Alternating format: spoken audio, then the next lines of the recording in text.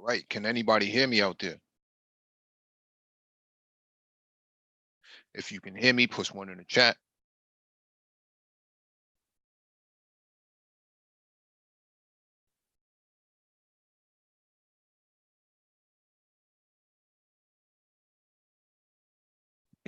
Two and two.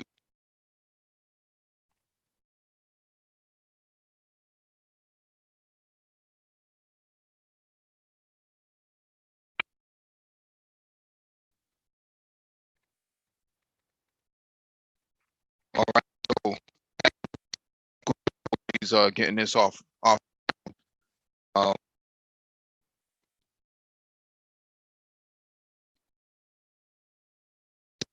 phone books.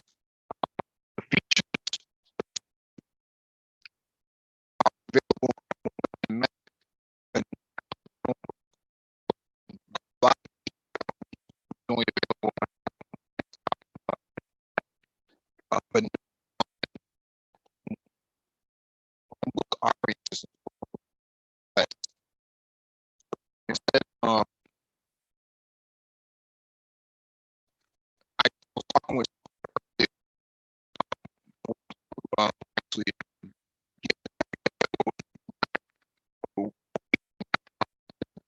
the feature that we're going to be able to Windows and Mac.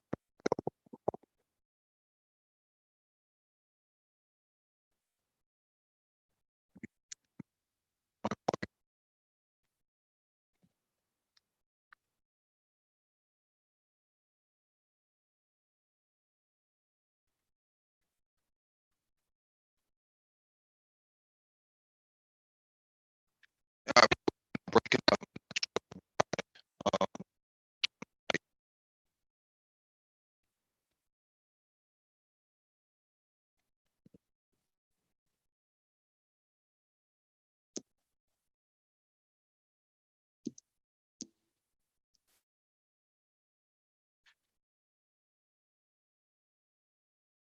Can anybody hear me right now?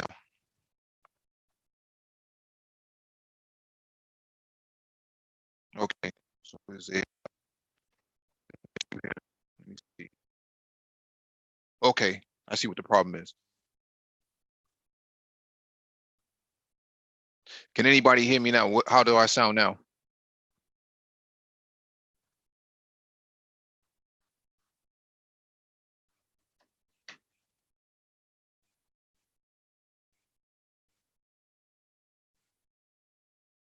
Is it better or is it worse? I know I was connected to two different devices.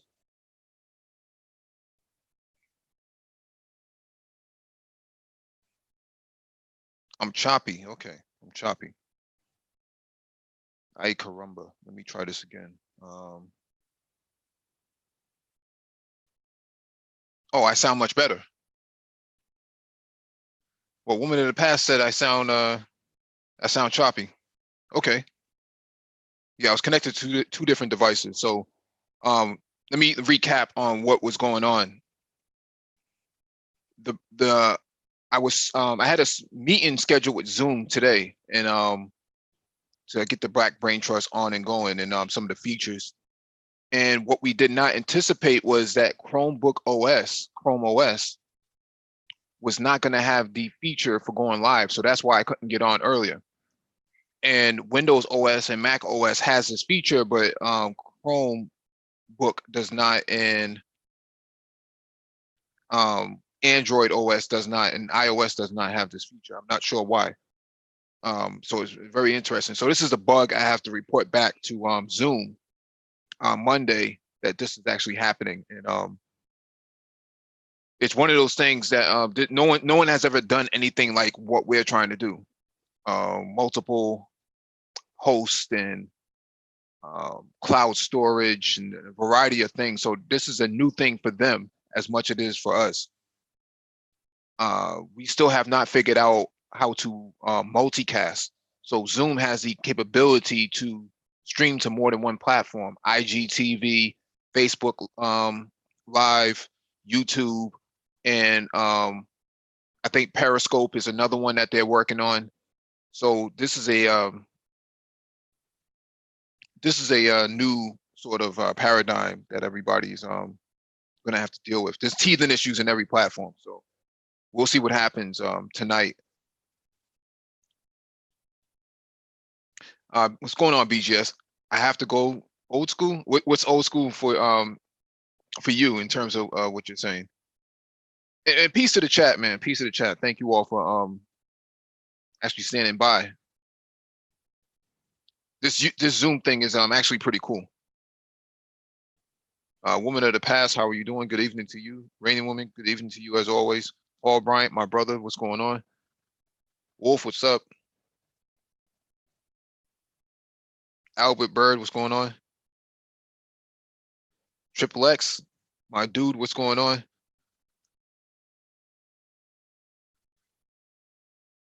Complex, what's going on, dude?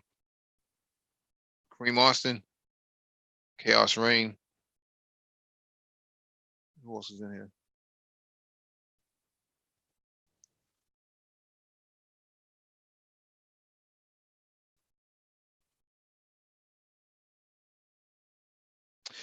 It YouTube will record the stream from a webcam. The problem is that for this, when we want to have multiple people on the panel, we can't do that with the traditional webcam streaming, right? So I mean, you know this, Black Gnostics, but I'm just reiterating this for people who are listening.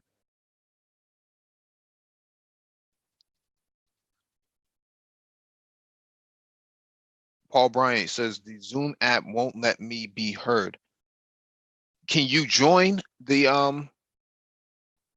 can you join? I can log in using the link you sent. I can see and hear you in the app, but you can't hear me. Yeah, because the way it's set up is that people who are joining the panel are automatically muted. So make sure you unmute yourself.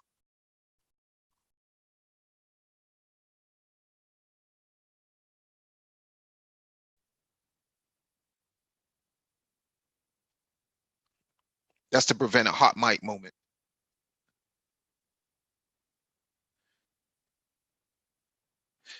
Does your join code end in 236, Paul Bryant?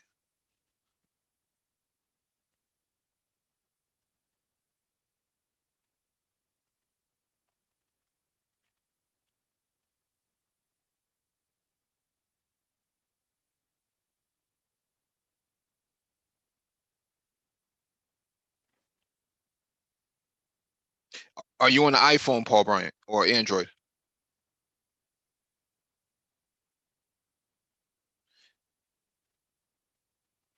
Make sure you update the app on your device before you join, because that will cause a problem.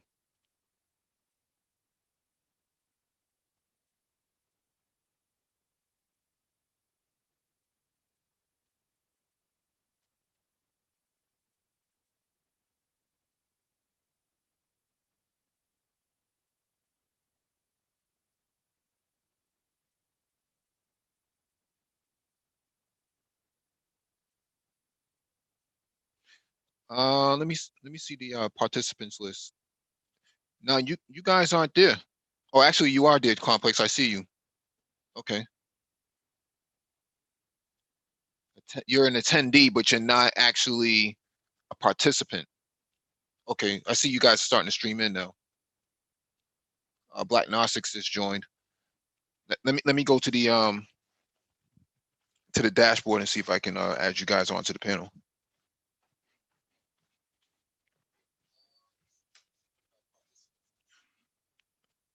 You guys aren't there. Oh, actually, you are there, Complex. I see you.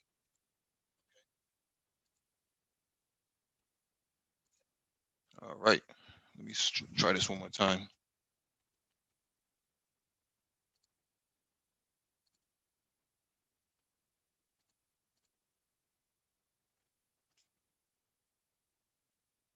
Attendees, and then you have panelists. How do I? Let me see. Okay. Promote you to a panelist as well. So you guys should be on the panel now. All you gotta do is unmute your mic.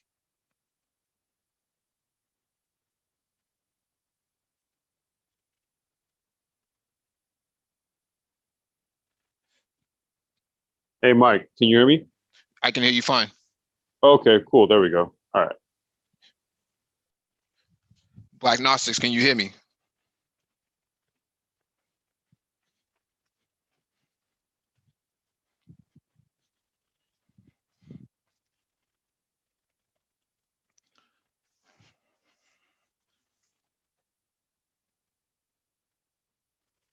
Paul Bryant, you're not a part of the attendees list. I just checked it because I just added Black Gnostics and Complex Design. So you're not an attendee. Once you get it, once you get into attendee mode, you should be able to I should be able to advance you to the panel.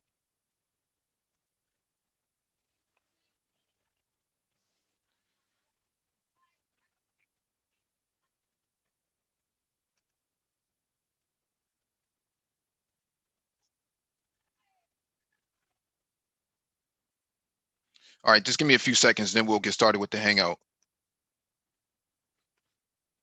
I have a lot to report back on Monday.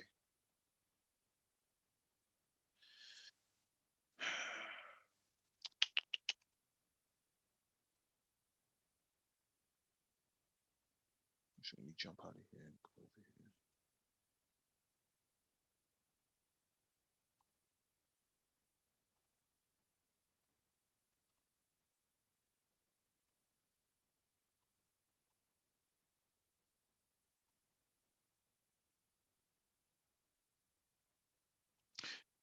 BGS, if you're trying to speak, your mic is muted. It's muted automatically when you join, so you don't interrupt the host.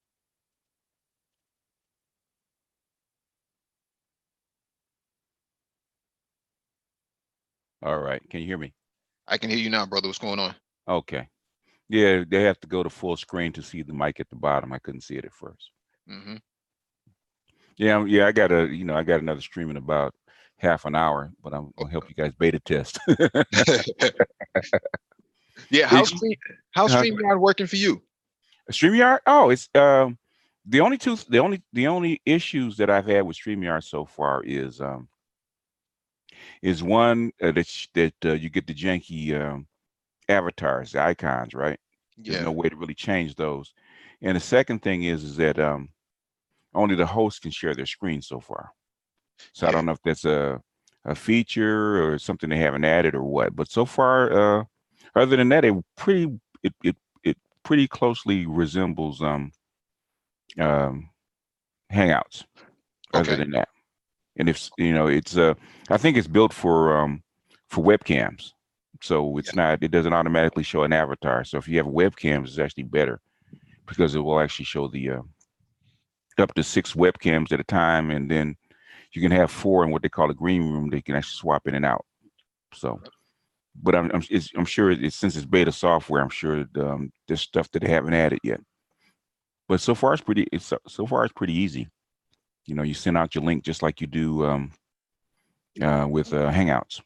I think that's what they modeled it after. Yeah. I think they're just using an API to actually connect in.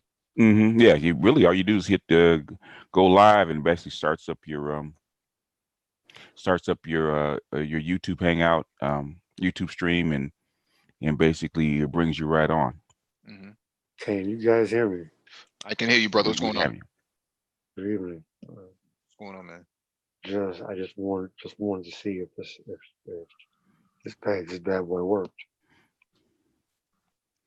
So you sound good. I think that there's a recent update for Zoom on the mobile side. So I literally downloaded it 20 minutes ago, so mhm. it's up to date. Yep. Yeah, so there was a button that I had to hit, and screen went wonky for like 2 seconds, and then the unmute option showed itself. It, Yeah. it didn't show itself at first, so I just hit it. It said raise it. The button said raise hand. I I hit raise hand. Nothing happened. 2 seconds later, a new bar popped up. that finally had that little icon that you mentioned, Okay. BTS. So Hmm. apparently that worked. So hey, listen, it's a new platform, so there will be some teething issues, but works, I guess. Yeah. I mean, the manosphere has been real quiet this last 24 hours. Yeah, thank God. Now, that's one. Well, there's always a silver lining, huh? Yeah. You haven't heard the usual suspects prancing No, around. no, they've been the last 2 days. They've been MIA. Hmm. The honey buns are very mad right now, Mike. They're on the prowl. Yeah, well, this was bound to happen. I mean, if no one was going to clean up the manosphere, this is cleaning it up right now. It's a form of gentrification or redlining. Hey, listen. Oh, it'll But, all be back before you know it. Man, what do you call it? Urban renewal, huh? hey, Digital renewal. sometimes gentrification is a good thing. Mhm. Well, Well, I mean, gentrification, it happens, right? It's just a matter of who's doing the gentrifying. Right. But the act in and of itself is an inevitability. Oh, Complex, I shot you an email, but since you're here now, brother, my condolences to you on your loss. Oh, dude. Yeah, man. It's been an interesting week. My brother, actually, my older brother, actually suffered a heart failure this morning. oh, I'm Sorry to sorry hear to hear that. that. You're 30. Sorry, sorry to Uh, hear that, bro. yeah, I don't know, man. I don't know. Is he still So is he yeah, still with us? yeah, he is. But they stabilized him, when they Okay. picked him up in the ambulance this morning. Oh man. Um, Dude, just hadn't been taking his heart meds and stuff. And Oh, okay. yeah, just yeah. So I think we may need to circle back and do another health hangout with Dr. Phoenix so we can kind of stress the importance of black men taking their health seriously. Bro, I am sending positive vibes your way. Thanks, man.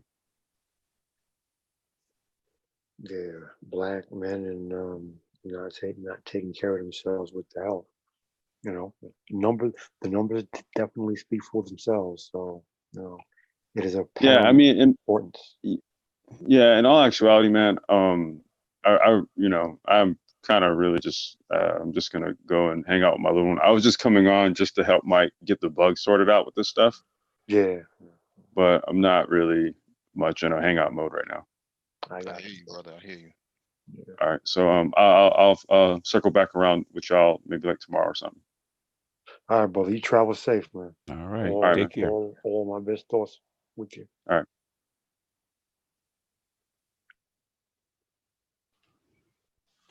Right. Now, Black Gnostics, have you tried it on StreamYard from the mobile? You can't initiate it from the mobile, but I had about 2 or 3 attendees that could actually get on it from mobile. So it worked on. One had an iPhone and one had an Android, so they got on. But the thing is, you can't initiate it from a mobile. Okay. Yeah, I tried. Lionel had it last night, and it wouldn't work for me from my device. So I'm not sure. Yeah, you have to have that. I don't think you have to have Windows, but I do think you have to have. I don't think it'll work from a mobile device. It has to be initiated from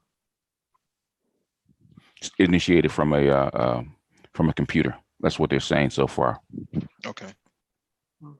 Now, why it is, I don't know, but but that's what they're saying. That's what the because what's his name? If one of the creators actually, he does have a YouTube channel, StreamYard.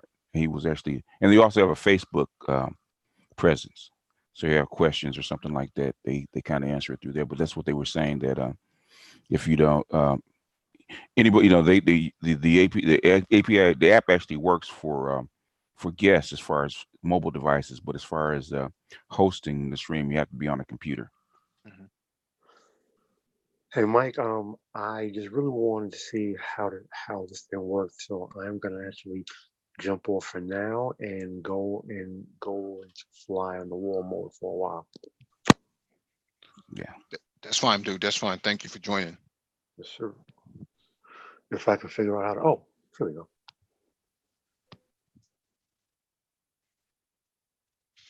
All right, let me get started on this, man. I know we been going for a few minutes now. I think people want to.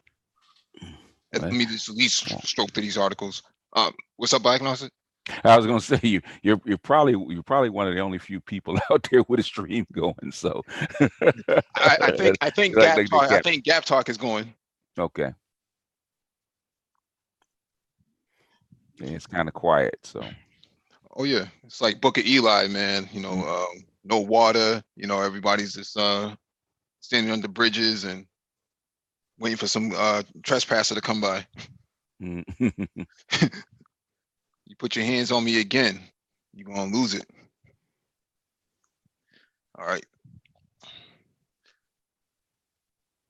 All right, so this first article is from CNBC.com. For $26,000, you can buy a home on Amazon complete with a kitchen and bath. If the time and the money that go into buying and maintaining a house feel draining, you could always downsize. For just a shy of $26,000, you can buy a tiny home with a bathroom and a kitchen delivered to you by who else? Amazon. Chinese company Hebei Heng Modular House Tech Co., which is headquartered near Beijing, sells the 20 by 40 foot insulated expandable container home on Amazon, which comes with solar energy panels for $24,800 plus $1,000 in shipping. Surprised they don't have Prime. All homes made by WZH Group are built so owners can wire them for electricity, but some also offer solar panels as an option. Ada Yin, who sells modular homes with WZH Group, tells CNBC Make It. Yin says WZH Group has sold many homes in the US, Australia, Canada, and Germany. The Amazon listing suggests a range of ways owners can use the tiny house, from home office to retail space. In the US, these tiny homes are more frequently lived in by families, whereas they are popular as dormitories in Germany, Yin says. A rendering of the layout of the container home, which can expand to make more space. The key to tiny home living is not collecting extra stuff and keeping the space clean and tidy at all times. Layout rendering courtesy of WZH. So this is one of the examples of a tiny house. Interest in downsizing your home has been growing in recent years thanks to part of a number of television shows documenting the trend. HGTV has two series, Tiny House Hunters and Tiny House Big Living, and A&E's Tiny House Nation is in its fifth season. A February 2018 poll from the National Association of Home Builders found 63% of millennials would consider buying a tiny home, which is defined as less than 600 square feet. Only 45% of baby boomers and 29% of seniors felt the same, the survey finds. Yeah, well, baby boomers aren't going to give up their nice, cushy traditional homes for a tiny house. It's just not going to happen. Millennials are a little bit more riskier, to get involved in this. One reason people turn to the tiny home life is to be more environmentally responsible, says Ryan Mitchell, the managing editor and owner of the Tiny Life, an informational website about living in small spaces. Mitchell himself lives in a 150 square foot house that he built by himself in 2012. Small homes are more green than their larger neighbors because they use less materials to build and require fewer resources to power and maintain. Mitchell says he saved $100,000 in rent since moving into his tiny home, and he enjoys a simpler, more eco-friendly lifestyle. Another reason tiny homes have been capturing headlines recently is they are relatively inexpensive and available on Amazon. The media blitz has been nice, says Robin Peckler, a spokesperson for Allwood, an eco-friendly online retailer that sells a number of tiny, small, and mid-sized cabin kits, but the homes themselves are not new. Allwood has been selling wooden cabin kits since 2012. Peckler tells CNBC, "Make it." So this is a picture of. Let me see if I can, this is a picture of the. I don't know why it's doing it. This is a picture of the tiny house. It's expandable. It goes from it's basically horizontal. It flips out like a. Yeah, 20 by 40 is about the size of a small apartment. Yeah. Yeah. Okay. So millennials who can't afford the traditional housing, man, they're basically moving into shoeboxes now. Yeah, well, I mean, if you think about a small apartment, a lot of people live in, say, like people come from New York City. That's about the size range, about 800 square feet. Mm-hmm. So that's not really, it's not too small. Mm-hmm. The thing is, I'm sure they have to have some kind of way for you got to find electricity and sewage, water, electricity, and sewage, and I guess you can put it up anywhere. Well, I think Mhm. I think what happens here is that they have a container, like a gray box or something like that, or a black box that Mhm. you pump your stuff into, and then you have your clean water tank. Okay. I mean, this is actually very interesting because this comes at a time when the market is long overdue for a correction, so to speak. In Mhm. terms of recession, putting your money into like a Cadillac Escalade or something like that is probably not the best idea if you're a millennial. Putting your money into something like this on Amazon, Mhm. I can't see how you can go wrong with this. Maybe not in the urban city because the zoning laws would forbid that, but going into like a more rural place, I can't see any reason not to have it. Yeah, I don't see why the cities can't zone it. Should be able to zone some of this. And I know they're experimenting with it in Seattle, but I can't see why. If you having this kind of crisis, you have a homeless crisis where there's not enough homes, Mm-hmm. then that's the role of the government to kind of adjust this to where these solutions can be had. Mm-hmm. It doesn't Well, it doesn't make sense. yeah, real estate agents can't make any money off of it. I mean, if they're only selling houses for $20,000, that's not a big foot for them, for commission wise. So Yeah, but you had places like Los Angeles and Baltimore that's actually worrying about the bubonic plague again mm-hmm. because of the people on the street and the waste that's on the street. It'd be better to actually house people, and if you can find places like outside the city to house people like this Mm-hmm. in decent homes where there is water, sewage, and can actually keep the place clean. Mm-hmm. Well, most millennials I see, they just get a bucket from Home Depot and just piss in that thing. They don't really seem to care too much. Yeah, but you have to have a window to throw it out of, though. Pot to piss in, window to throw it out of. Yeah, you got the bucket, so now all you need is a window.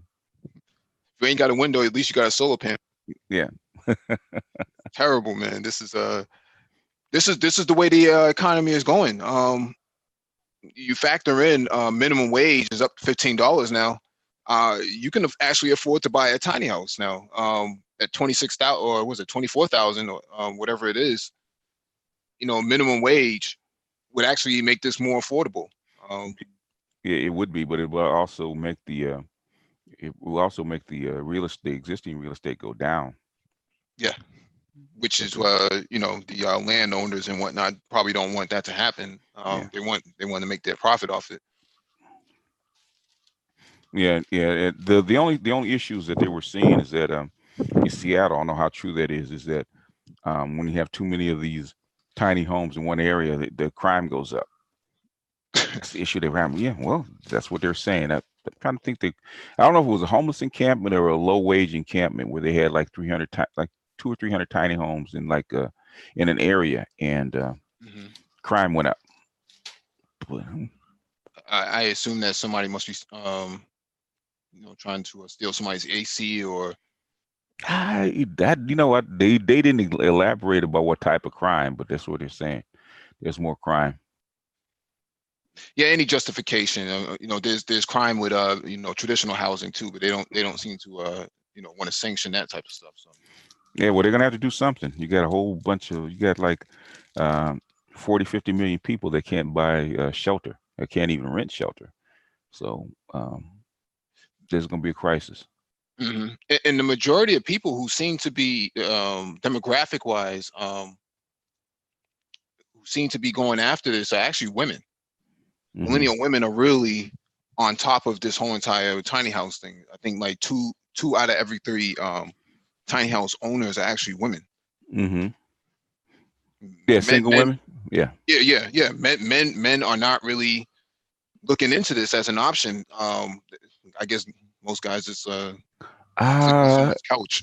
Because most guys use houses to attract women. Or a lot of guys are sleeping in the back of their car. Yeah. To see that which makes no sense. There should be some way to resolve it, because you have a whole lot of people that are working poor.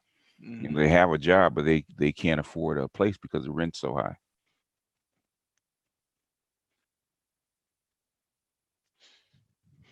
All right, let me get to this next article.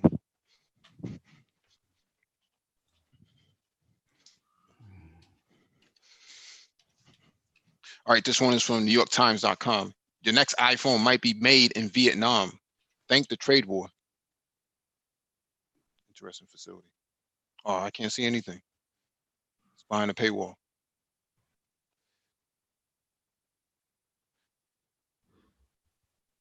No country on earth has benefited from President Trump's trade fight with China more than Vietnam. We covered this last week, that Vietnam is stuffed to the gills in terms of manufacturing capacity, because all of these companies have shifted their production from China to Vietnam. It's a short jump, and Vietnam had the available capacity in terms of human capital and physical infrastructure. So it doesn't surprise me that this is what's happening. Oh yeah.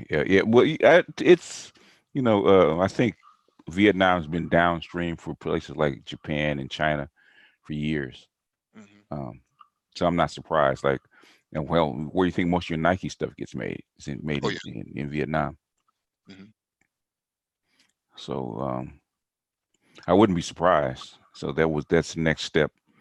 That's the next step down, as far as down the labor chain, which is Vietnam and Thailand. Malaysia, Indonesia as well. Cambodia, and Laos. Remember the time I think Thailand had that tsunami, or and the hard drives went up because like a quarter of your hard drives are made in Thailand. Oh yeah. All right, let me get to this next article. This one is from BusinessInsider.com. China is sourcing more of its farm goods from other countries, and that's a bad sign for the U.S. U.S. farmers have been hammered by the U.S.-China trade war, and the pain could linger even if the two sides strike a deal. American and Chinese officials are meeting in Shanghai in a bid to hash out a trade deal that would benefit both sides. U.S. farmers have a large stake in the negotiations, as agricultural exports to China have slumped, and reports of crops rotting in fields have become commonplace. That trend could accelerate if China permanently turns to other markets for its crops. Earlier this year, Market Insider reported that the U.S. paid roughly $16 billion in subsidies to farmers to help ease the pressure from President Donald Trump's trade war with China. To understand this, you need to understand soybeans. China loves soybeans, really loves them. China imported 88 million tons of soybeans from America last year, down from 95.5 million in 2017.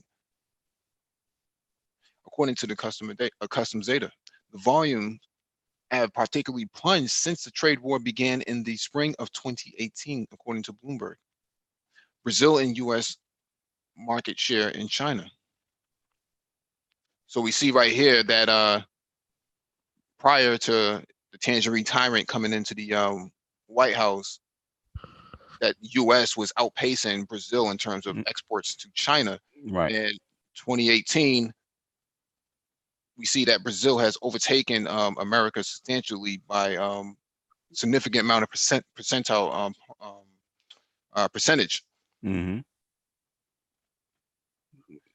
Yeah. China, Anybody that did farm futures could have told you that was going to happen as soon as they did it. It was going to shift. The supplier was going to shift from United States to Brazil. mm-hmm, mm-hmm. China has now turned to Brazil for its soybeans to avoid tariffs.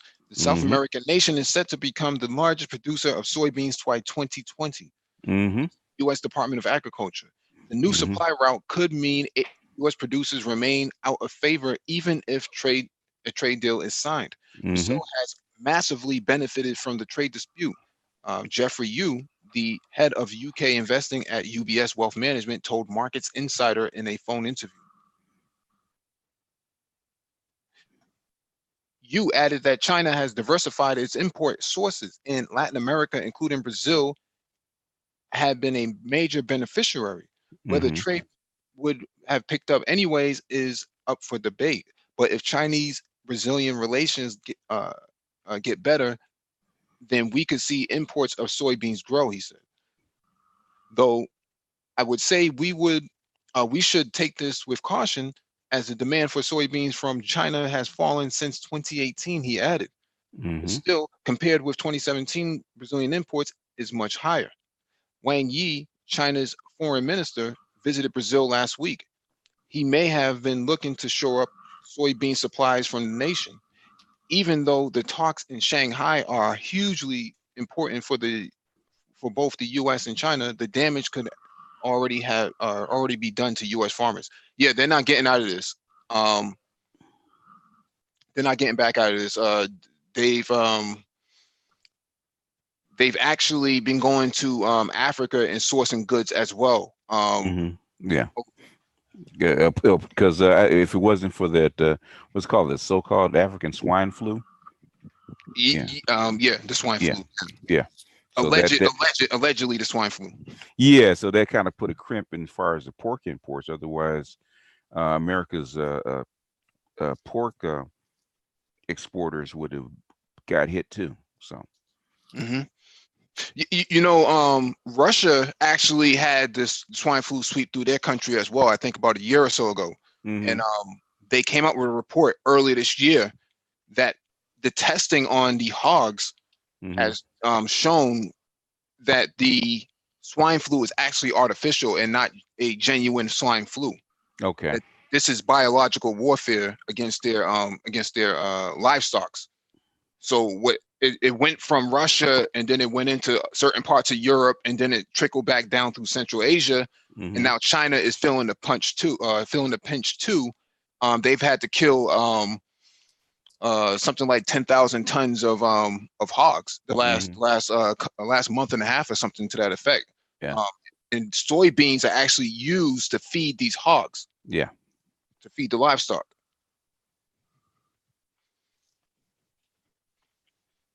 Yeah, that's where a lot of it goes, actually to feed the pork. Yep. Yeah. Yep. So yeah, I mean, I wasn't surprised. That's like when the farmers are all up in arms about this, about the tariffs, because they knew they were going to get hit, because it was too easy to switch a supplier as far as soybeans is concerned. So, and then that's the same thing for beef and all kinds of stuff like that, where a lot of our beef comes from Latin America.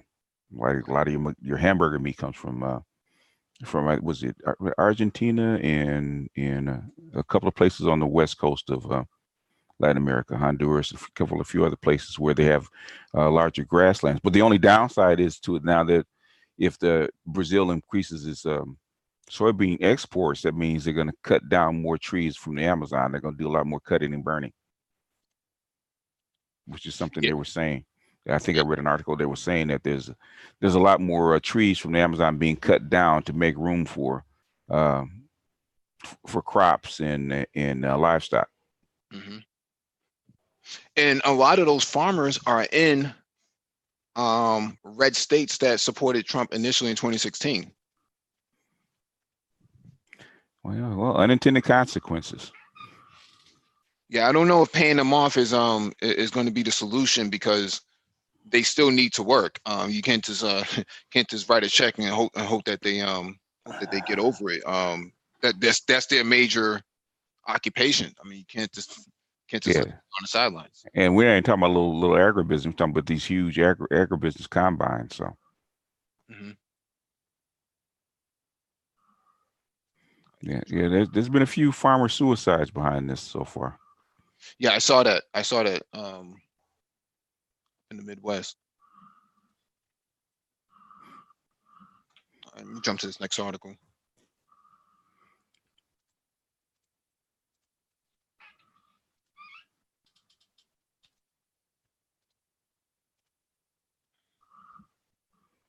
All right, this one is from Market Insider, or Business Insider, sorry. Google parent Alphabet has dethroned Apple as the world's cash king after a decade of dominance. After holding the title for more than a decade, Apple has been dethroned as the king of cash by Alphabet. The Google parent's holding of cash and marketable securities, net of debt, topped $117 billion in the most recent quarter, exceeding Apple's recently reported cash pile of $102 billion. According to Financial Times, which first reported the shift, Apple, which had $163 billion in cash on hand in 2017, has been actively trying to reduce its stockpile since it was criticized by the activist investor Carl Icahn 6 years ago. The report said many investors don't want companies to hold on to large amounts of liquid assets.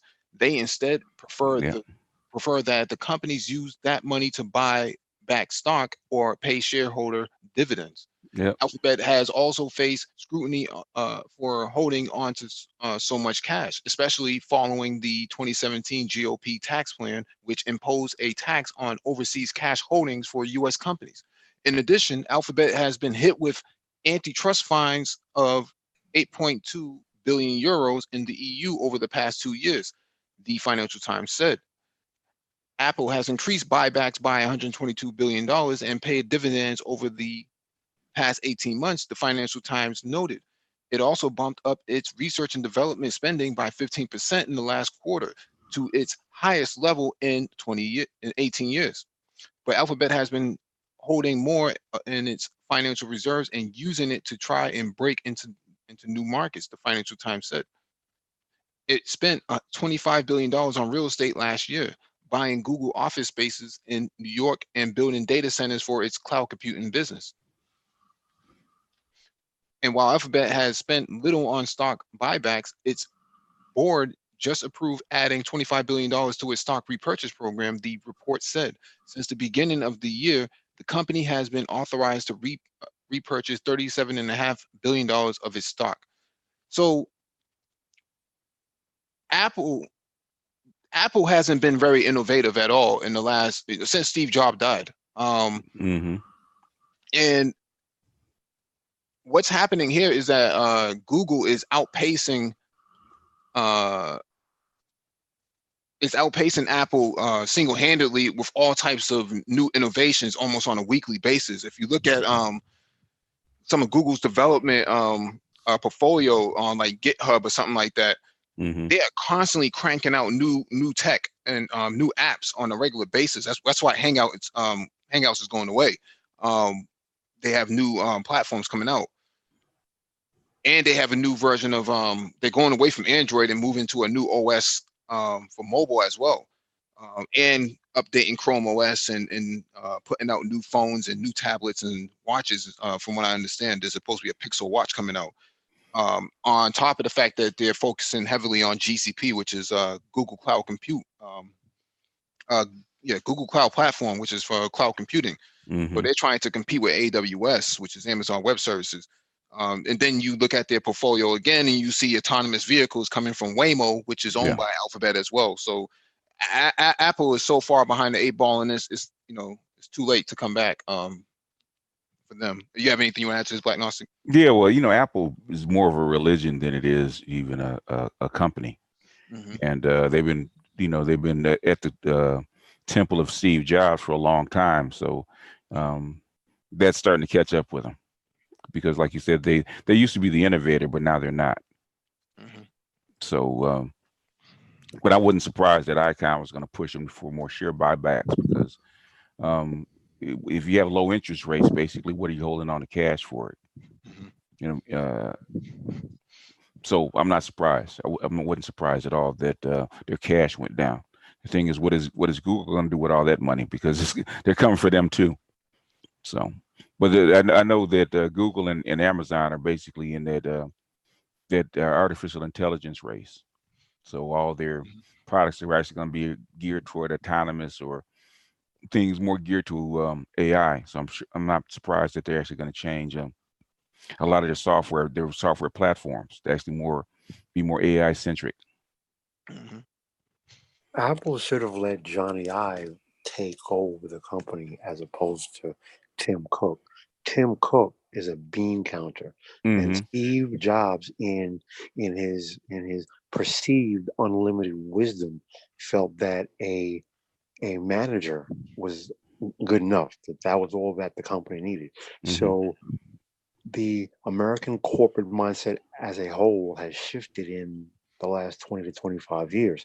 You don't need to know the company, you don't need to know the projects. All you need to know is how to is either A, manage the books, or B, manage the people. The problem is, you know, the the quality of your products suffer, and nowhere is that more glaringly apparent than in Apple. Mm-hmm. So, personally, I have always been of the mindset that either Scott Forstall or Johnny Ive should have taken over after Steve Jobs died. Scott Forstall was basically the driving architect behind mobile OS, and Johnny Ive designed the actual products. He was the actual product designer. So to me, it made sense to let either of them run the company. But for whatever reason, Steve in his infinite wisdom didn't do that. And we all know, like you just said, Apple really has been more of an experience than Mm-hmm. anything else. But Mm-hmm. you know what? That's caught up. The fancy boxes, the fancy packaging, the experience of the Apple Store, all of those things, that novelty has finally worn off. Mm-hmm. Apple has not come out with a groundbreaking product since the iPod Nano Touch, because the Apple iWatch is just a really small iPhone. Mm-hmm. Well, Do you do you more of a small iPod, if anything else. do you think Right, they right. should have? Do you think they should have done what, say, like Amazon did, while they had the chance? Actually started their own music company, their own video streaming company, and You got know, into it's that. it's funny you say that. You know Mm-hmm. what? It's funny you say that. There are a lot of people who share that sentiment, but for whatever reason, they stayed the course with iTunes, and we see how that's worked out. So Mm-hmm. that was a potentially lucrative market that they kind of like missed out on. Since Apple with iTunes was already the driving force in the market, they totally dropped the ball on it. Mm, yeah. So they basically instead of because Bill Gates told them a long time ago they should switch their model from hardware to software, but they wanted to remain a hardware company. And I think what has happened basically is that the market is fairly saturated with the hardware, and for the people that can afford it. So, like, say you take the iPhone, there's only so many $1,200 iPhones you can actually sell, because the Apple sells a premium product. How many $1,200 iPhones can you sell compared to less costly devices can actually do the job, like 90% of the job. Mhm. But the funny thing is this: everybody complains about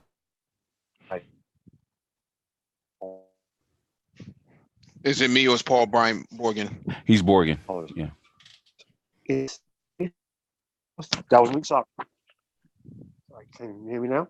Yeah. I can hear you right now. Yeah. So from the iPhone 3GS forward, it always cost $800 to $900. The difference was the cost was amortized for you. With the iPhone 10X, you're paying it up front.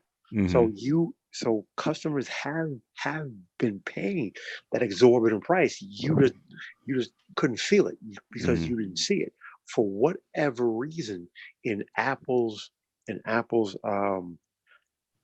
business model, now they're charging you up front. Mm. So there's something going on behind the scenes that they're not telling you. Apple makes 95% profit off of every iPhone sold. Wow. Really? Wow. You're kidding. No, Wow. 95% profit. It costs $22 to make the iPhone, or something to that effect. I don't know that. I think the last when they actually sourced all the parts. Mhm. Now, I don't know if Apple's getting them cheaper or not, but then when they sourced all the parts, the last figure I heard to make an iPhone, it was like $183 or somewhere around there, give or Oh, take. if you're including the supply chain aspect, then yeah, then that would be true. But Mm-hmm. from a labor standpoint, it only Oh yeah. takes less than 90 minutes to actually put together an iPhone. Oh yeah, yeah. So it only costs about $22. Oh yeah, for them to assemble it. But yeah, I'm talking about Yeah. the when they sourced all the parts. It's just like the last figure I actually looked at. I think it was like maybe 3 years ago. It was like $183 per iPhone They're for parts. printing So money. it's like 200, but still still a huge markup. They're printing money. They are printing money. That's insane. Yeah. It's hard to compete against something like that. But then again, this is Chinese labor we're talking about here. So Well, Nike's been doing it for years. So Yes, they have. Nike and Apple. mhm. Yeah. You know what? I would like to circle back around to Mhm. what the two of you were talking about as far as Carl Icahn and his Mhm. interest in trying Mhm. to get Apple to spend some of that cash. But Mhm. in the interest of expediency, Mike, I'll let you hit the next article. No, go ahead, jump in. I'm sure it won't take that long because you have an insight on stock buybacks and why the investors was actually pushed for stock buybacks rather than keeping the money into the company. Well, traditionally speaking, when a company is sitting on a tremendous amount of cash, like Apple has been sitting on $1 billion, they initially hit $1 billion in free cash in '99 Mm-hmm. before the tech bubble burst. So when a company has that much cash, Wall Street wants to see you do something with it. Mm-hmm. So when I see someone like Carl Icahn, I know who and what he is. Carl Icahn just wants to get his hands on that cash. He Mm-hmm. does not care what Apple does with it. He doesn't care about how they invest it, what they Mm-hmm. make, what they build. He wants to get his hands on it. Whether it's talking about, so if he's looking at, he's saying stock buybacks. What he would be interested in, he would be interested in some way to increase his share ownership in the company, get the company to invest that money because he's looking for somewhere where he can he can put money in his pocket. Mm-hmm. So anything that Carl Icahn says, I already know who and what he is and what his angle is. Yeah, but stock buyback would actually push up the stock price, wouldn't it? The stock price, right? Exactly. Yeah. Which So is you get why cash out. Yeah. companies traditionally buy back their own shares because Mm. it drives up the price stock without them having to without them having to do anything of any actual substance. Mm. But if it goes too high, then they can always resort to a stock split. But Yeah. All right, this one is from Yahoo Finance. Mm-hmm. U.S. to slap 10% tariff on $300 billion more in Chinese goods. Washington, President Donald Trump announced Thursday he will hit China with punitive tariffs on another $300 billion in goods, escalating the trade war after accusing Beijing of reneging on more promises. The 10% duties will take effect September 1st and come on top of the 25% tariffs on $250 billion in imports, meaning Trump now has targeted virtually all of the $500 billion in goods America buys from China every year. Trump said on Twitter that Beijing had agreed to buy agricultural products from the US in large quantities, but did not do so. Additionally, my friend President Xi said he would stop the sale of fentanyl to the United States. Mm. This never happened, and many Americans continue to die, Trump said, referring to the highly potent and addictive opioid. After resuming face-to-face talks in Shanghai this week, trade negotiations were set. Negotiators were set reconvene in Washington in early September for another round of discussions, just after the new tariffs are put in place. Wall Street dove into the red following Trump's announcement, with the Dow Jones Industrial Average down 0.6% towards 1800 GMT. Even so, Trump seemed upbeat. We look forward to continuing our positive dialogue with China on a comprehensive trade deal and feel that the future between our two countries will be a very bright one, probably nuclear. U.S.-China trade talks this year have alternated between progress and disaster, appearing to collapse in May, only to be revived 2 months later after a meeting in Japan between Trump and Xi Jinping, his Chinese counterpart. American officials accuse Beijing of reneging on core commitments they had previously made during the talks. Economists say the trade war has increasingly undermined the global manufacturing sector and sapped business sentiment, threatening the global economy at a time when it is already on the wane. So Trump is worried about these opioids coming in. All these mayonnaise boys, flipping themselves out. Seems to be a big deal for him. So evidently, I guess what he's trying to say in not so nice, well, in nice terms, is that basically she just flipped him the bird. Yeah, China's going to hold out until the elections of 2020. Yeah, they just flipped him the bird. In other words, now it's a war of attrition. In other words, if they came to an agreement to for them to buy more agricultural products and stop shipping fentanyl, which Chinese easily could do, and they didn't, that means Xi just flipped them the bird. Paul Bryant, you have anything you want to add? No, you covered it well. Yeah, I'm gonna have to bounce, you guys. I got my own to do. Hey, thank you for joining us, brother, man. It's always appreciated for you to come through. All right, you guys. I'll check you guys later. Peace. All right, have a good one. All right, let me get to this next article real quick.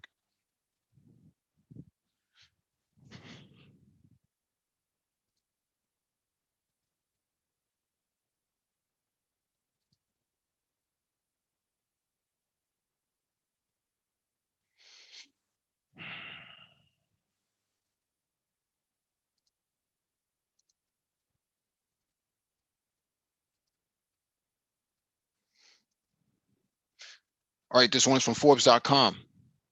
Meet Raphael Sofaluk, an entrepreneur showcasing the best of Black business to the world. Something that has recently been discussed fairly widely is the lack of diversity in boardrooms across the UK. One particularly interesting stat that was floating around last year was that in 2018 there were more FTSE 100 CEOs called Steve and David than women and ethnic minorities combined. This drew a lot of headlines and uproar, but the problem runs deep, runs very deep from the boardrooms of FTSE 100 companies all the way to the grassroots where there is a lack of opportunity. One entrepreneur working to make a difference for Black entrepreneurs through connecting business owners, professionals, and consumers is Raphael Sofaluk, founder and CEO of the UK Black Business Show. The UK Black Business Show is an annual conference and exhibition which takes place during October in celebration of Black History Month. The show highlights the achievements and contributions Black businesses have made to the economy, and attendees have the opportunity to gain insight and advice on entrepreneurship, and leadership skills from some of the UK's leading Black business professionals.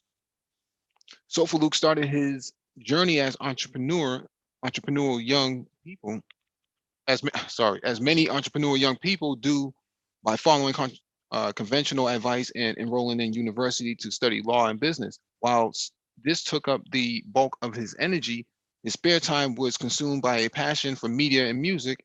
He even had a brief career as a rapper. He refuses to tell me his rap name, but says he had a fairly decent following. A large part of the forging a career in music early on is learning how to market yourself, building a community of supporters, planning and putting on events to showcase your talents. And in doing this, Sofaluk naturally developed the ability to wear many hats. He enjoyed the process of planning and creating shows.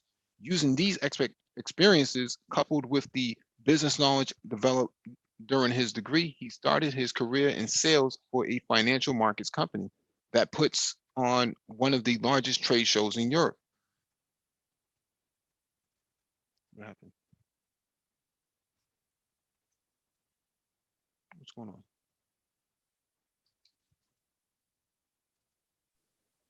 Mike, you there? Yeah, can you hear me? I hear you just fine. Yeah, I think something's going on with my I think the screen stopped moving for whatever reason.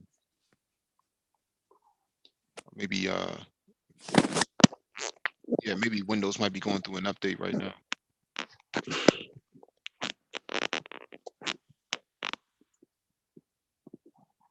So are we still live or? Yeah, we're still live.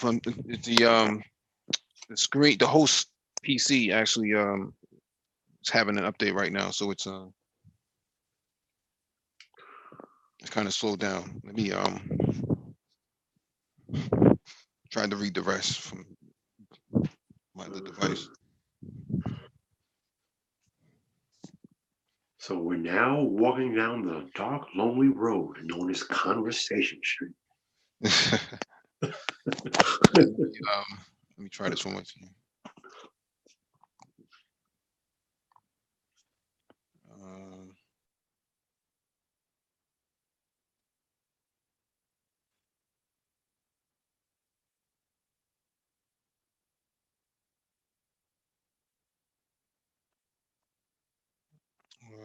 Where am I at? Right here.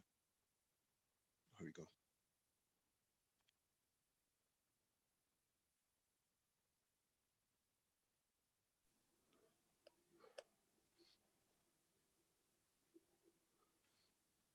All right, anyone who has worked in sales would know it is very difficult to sell sponsorship packages given the price tags and how skeptical potential new clients can be. Sofaluk had a knack for it, and soon became a leading salesperson in his team relatively early on in his career. Things got even better outside of work, where he got married to his longtime girlfriend. However, one thing which was still bugging him was the lack of involvement in his other love, music. He wanted to leverage the skills and joy he got from events and decided to put together an event called Music and Banter, which ended up featuring a number of comedians who have now gone on to gain national success, such as A-Dot comedian Mo Gilligan and Kojo Anim.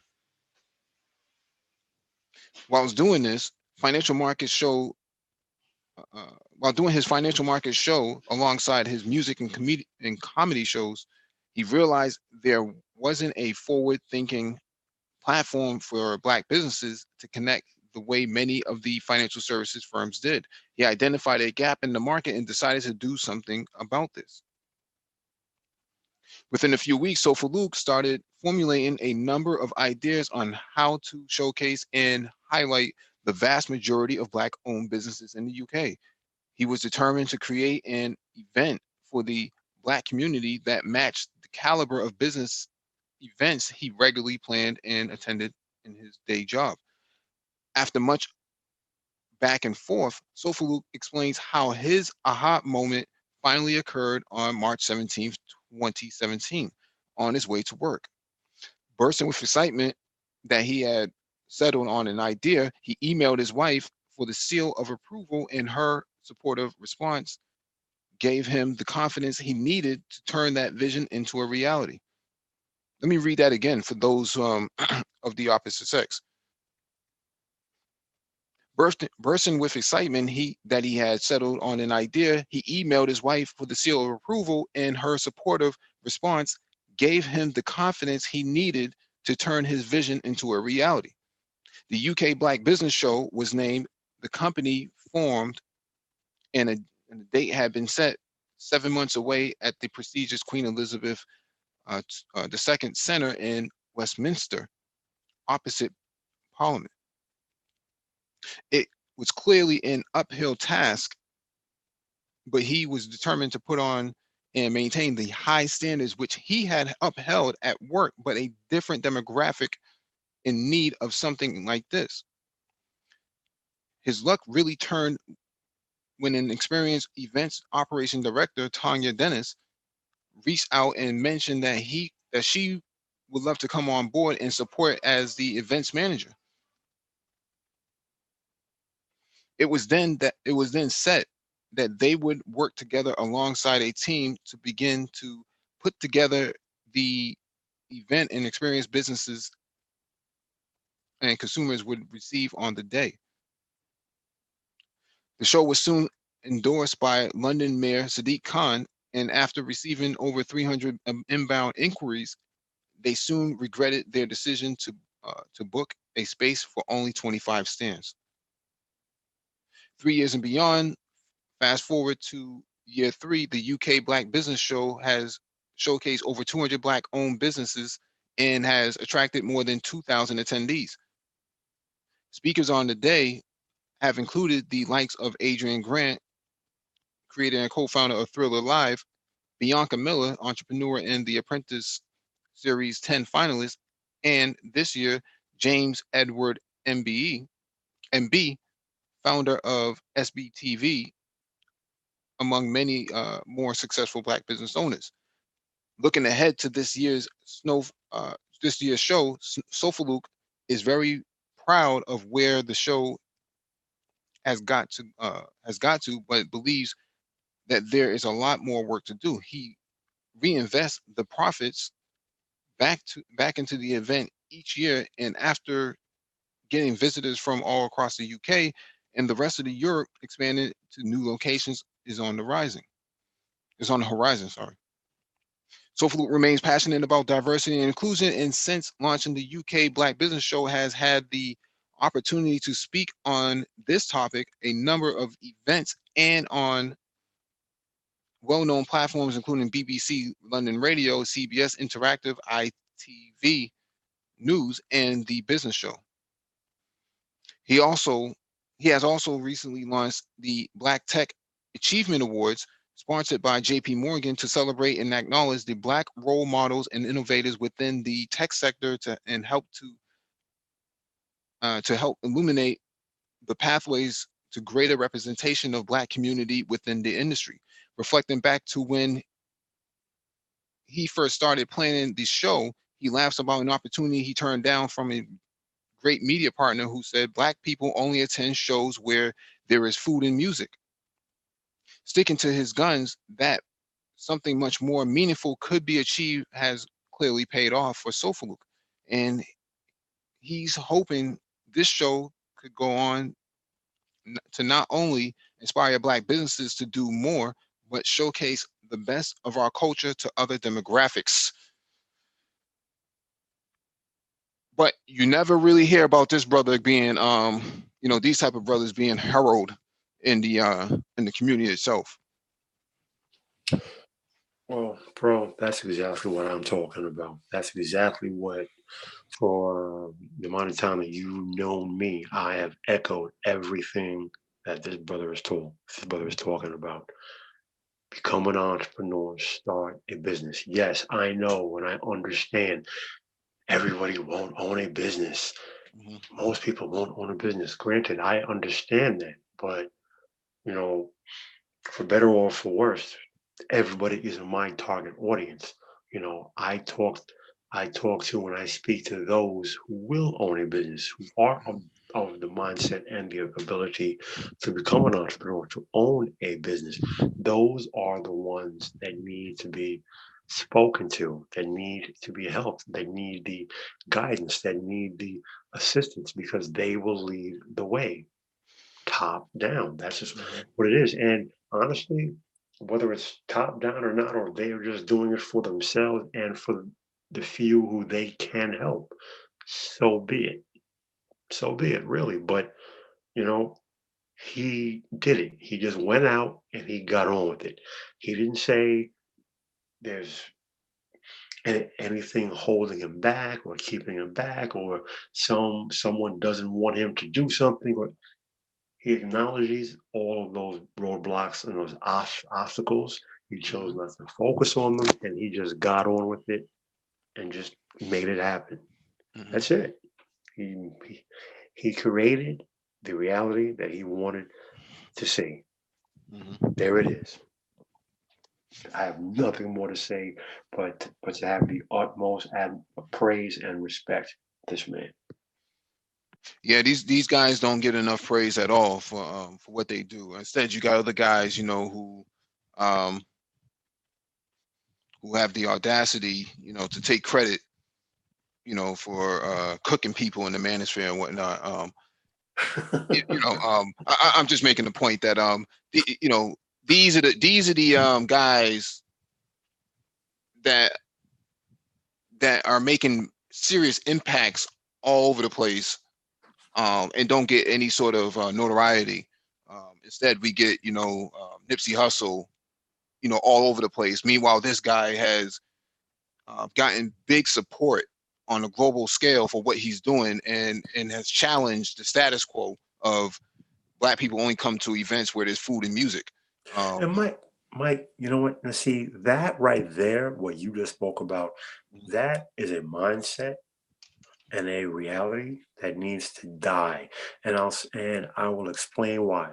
Because Black people will say, "Oh, this dude, he opened up a weave shop, or he opened up barber shop, or mhm, he was a drug dealer and now he owns a rim shop, and yeah, mhm, he's doing the damn thing." No, he is not. mhm, Someone like this brother, he is the one who's doing the damn thing. mhm, Okay? Because we are in the fourth industrial revolution. mhm, So that street hustle mindset and street hustle mentality, yeah, that may sound good to you and the other street dudes who you see on a daily basis. But as more and more of the fourth industrial revolution gets rolled out, and you get rolled over, you're going to be stuck once again saying that um, no one will allow me to do something. There is a system in place that's keeping me down. The only thing keeping you down are your self perpetuating mindsets. Whereas this gentleman right here, okay, and brothers like myself and others who have created and started businesses, we just go out there and make it happen. That's mhm, it. So the level of success you will achieve, not everyone will achieve the same level of success. But brothers like this, these are the ones that should be celebrated, not basketball players and drug dealers and the most select dudes. That's meaningless. That mindset and that mentality is is what is the self-perpetuating reality that keeps black people in the situation that they are in. Mhm. Instead of celebrating a true entrepreneur who has the creative mindset and that drive. He got support from the mayor of London. That speaks volumes. You know, London is not some place in the backwoods of America. You know, that's economic power of Europe, for the most part. Their version of Wall Street. I forget the name of it. It's the the London Stock Exchange and the FTSE 100. So I, in America we have the S&P 500. mhm. In the London Stock Exchange they have the FTSE 100. So between London and Frankfurt in Germany, those are your economic powerhouses of Europe. Yeah, but there's a specific name for their version of Wall Street. I think it's like Thistledown or Yes, I know. Downing Street. Downing Street. That's what it's called. No, Downing Street is where the Prime Minister's residence is, number 10 Downing Street. Okay. But you're talking about the City of London Financial District, because within London proper, there's a little small section called the City of London, and right in the middle is the actual financial district, which the name escapes me. I know what you're talking about. For whatever reason, I'm drawing a blank at the moment. Mm-hmm.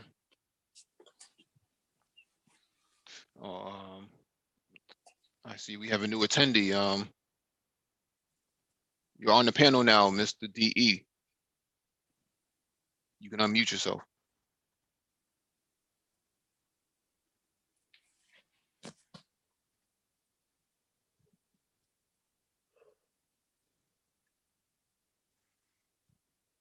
I can unmute you as well. Let me D, try hitting Mike's avatar. That might bring up the little unmute icon.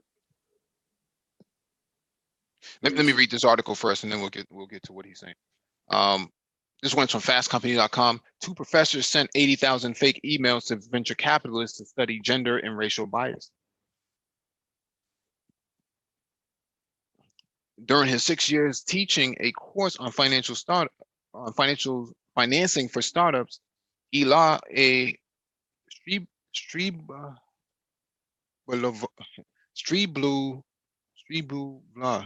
I guess that's how you pronounce it, heard a common concern for students. Silicon Valley investors discriminate against women and people of color. A finance professor at Stanford Graduate School of Business, Streeblu, had encountered plenty of anecdotes to support his assumption. Often cited statistics also seem to suggest gender bias. For every dollar invested in startups with female founders in 2017, male-founded companies got $35. Fewer than 10% of U.S. venture capitalists are women. Yet no field-based research had proven that startup investors favored white men. So Streebluva set out to test the conventional wisdom in the real world. Along with Will Gornal, his former student and a finance professor at the University of British Columbia, Streebluva sent 80,000 emails pitching fake startups to 28,000 venture capitalists and angel investors, signed with names indicating gender and ethnicity. The results of the field experiment were unexpected. Entrepreneurs with female and Asian sounding names receive a higher rate of interested replies than their presumed male or white counterparts. We were surprised to find bias in favor of a female and Asian entrepreneurs at the initial stage of the investment pipeline, Streebluva says. That doesn't mean there's no discrimination against them overall. We know the pipeline is leaky, but we don't know where. Pulling off the experiment wasn't easy. First, Streblova and his collaborator asked students at Stanford and the University of British Columbia to create email pitches from fake startups offering a promising product or service without overlapping too closely with existing companies.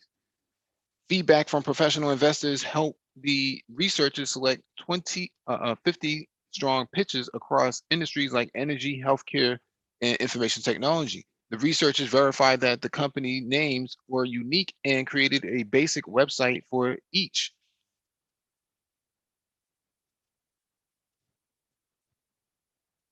Next, the researchers invented 200 founders, all graduate students at prestigious American universities.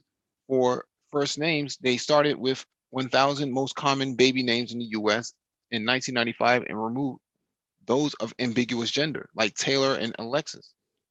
And those that could sound Hispanic or Jewish, like Maria or Alexandra, were last names they drew from the most common surnames in the 2010 US Census that were primarily associated with white or Asian people. They randomly paired the names to create quartets representing all uh, permeations, such as Adam Jensen, Adam Lou, Jennifer Jensen, and Jennifer Lou. Online searches ensured no real student with the same name attended the same university.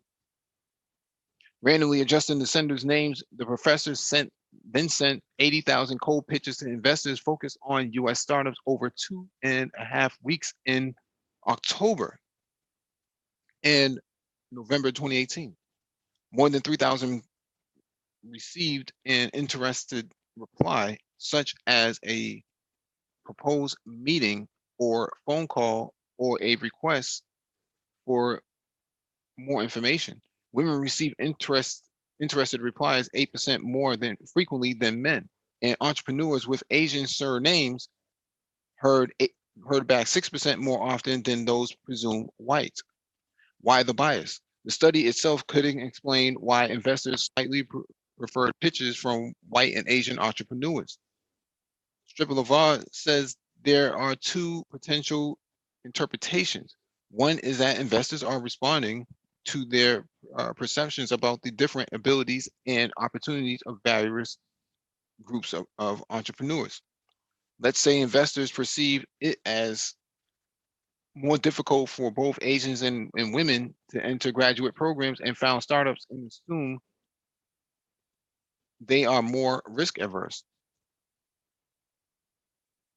The investors may assume these individuals would only become founders if the idea was much better, Striblova says.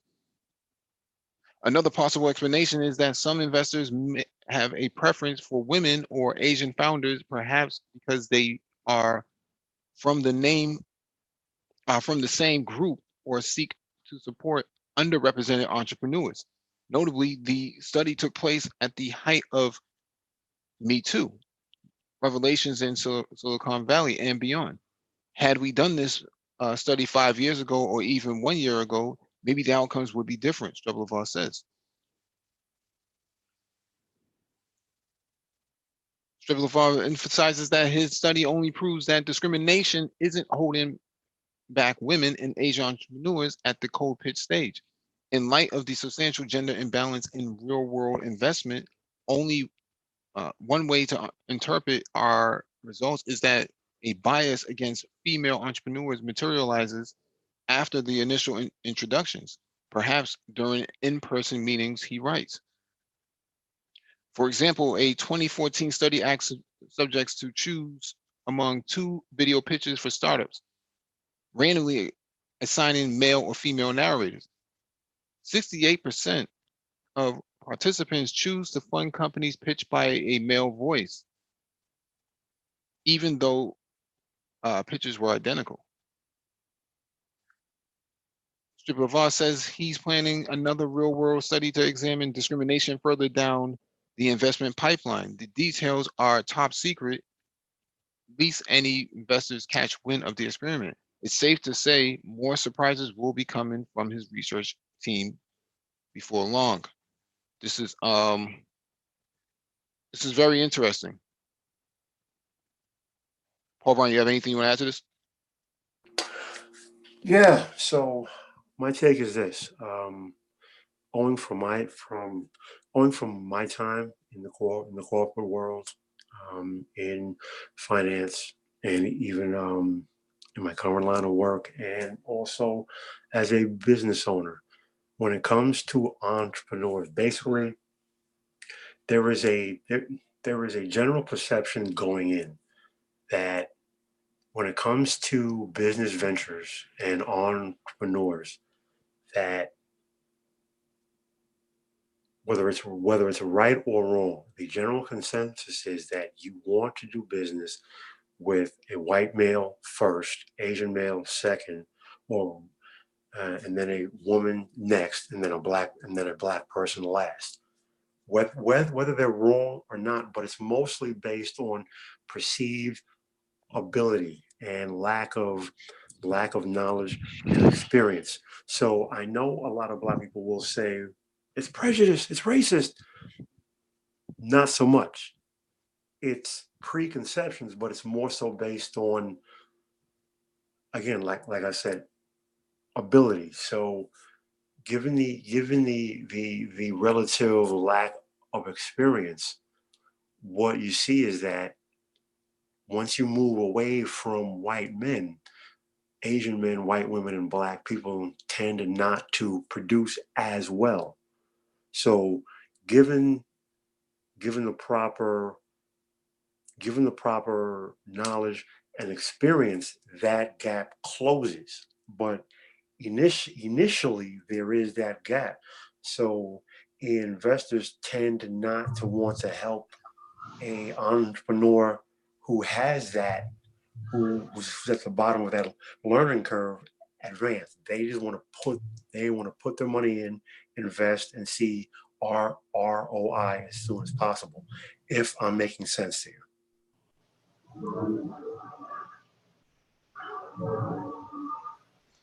Yeah, Yeah, what you said is making sense actually, Paul. Because as an investor, you want your return on investment as soon as you can. You know, because you don't want to put your money on the table and wait 5 years. You know, because you are looking at next year, if something comes up that you have enough money that you can say, hey, I have some money that I can put into this investment.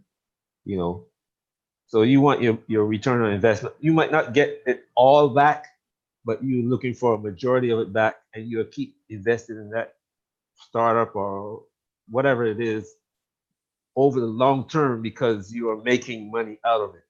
As long as you're making money of it, you'll leave your money on the table because you're getting your investment, quite quickly. Exactly. And even though even though you're black and you're at a numerical disadvantage, if you have the track record and if you are proven to put money on the table and give investors a quick ROI, they will do business with you.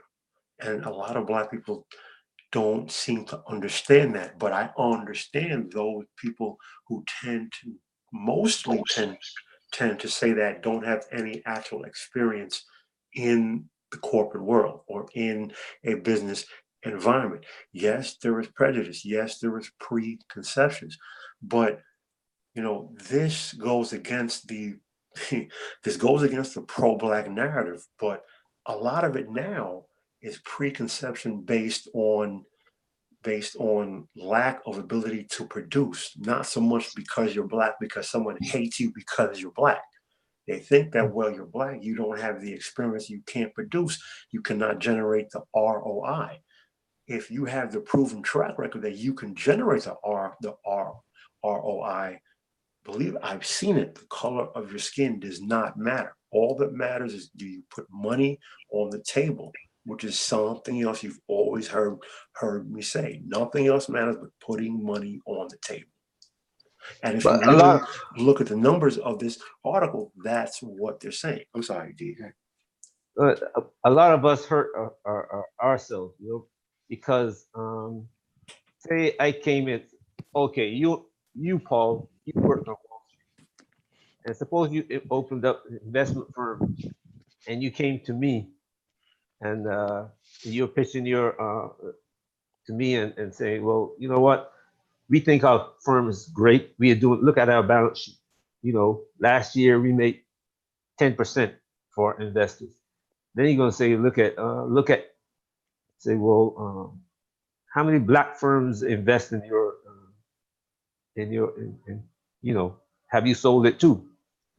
And when you can't produce any, you're gonna say, well, your own people don't believe in you. You see what I'm saying? Unless you have a really big name, unless you have a really big name that people recognize, that you've been on Wall Street for 10 years and you've been consistently been profitable for those 10 years, beating most of the white big guys, then that firm is going to go with you. But if you can't show like big names, who on your, if you can't show that Barack Obama is your friend, these guys are going to look at you skeptically.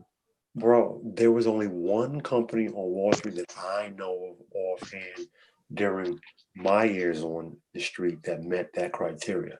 That was the May Davis Group, and they had offices on the 88th floor of one of the Twin Towers.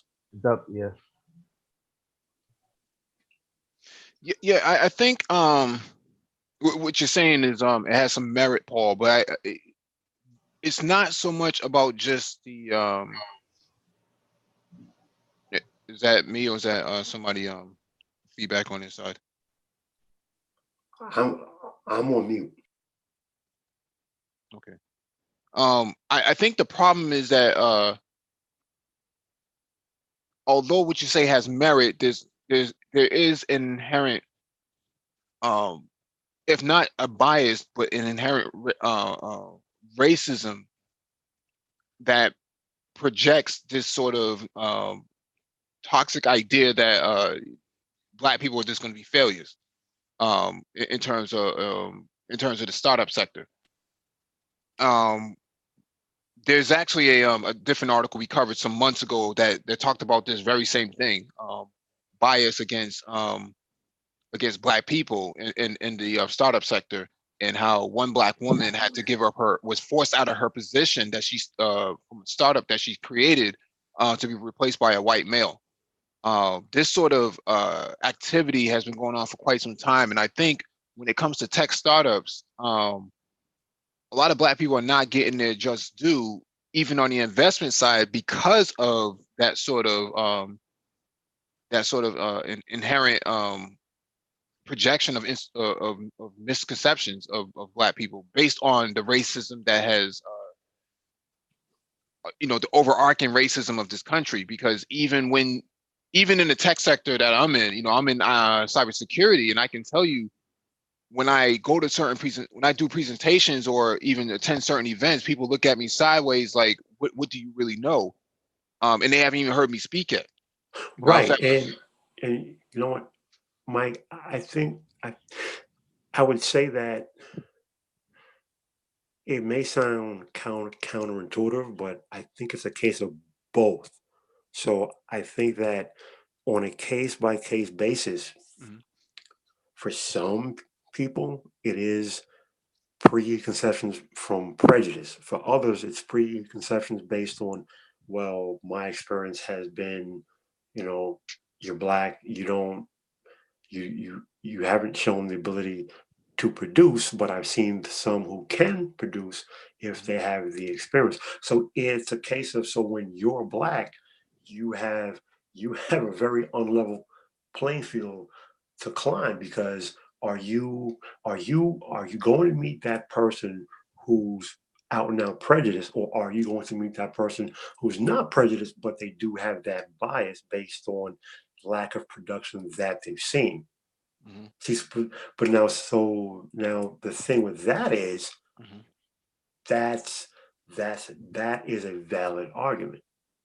You know, so it's a case of both. So I don't. So if I came across as I'm discounting the prejudice piece, I'm not. It's been my experience. It's a case of both, and it's on a case by case basis.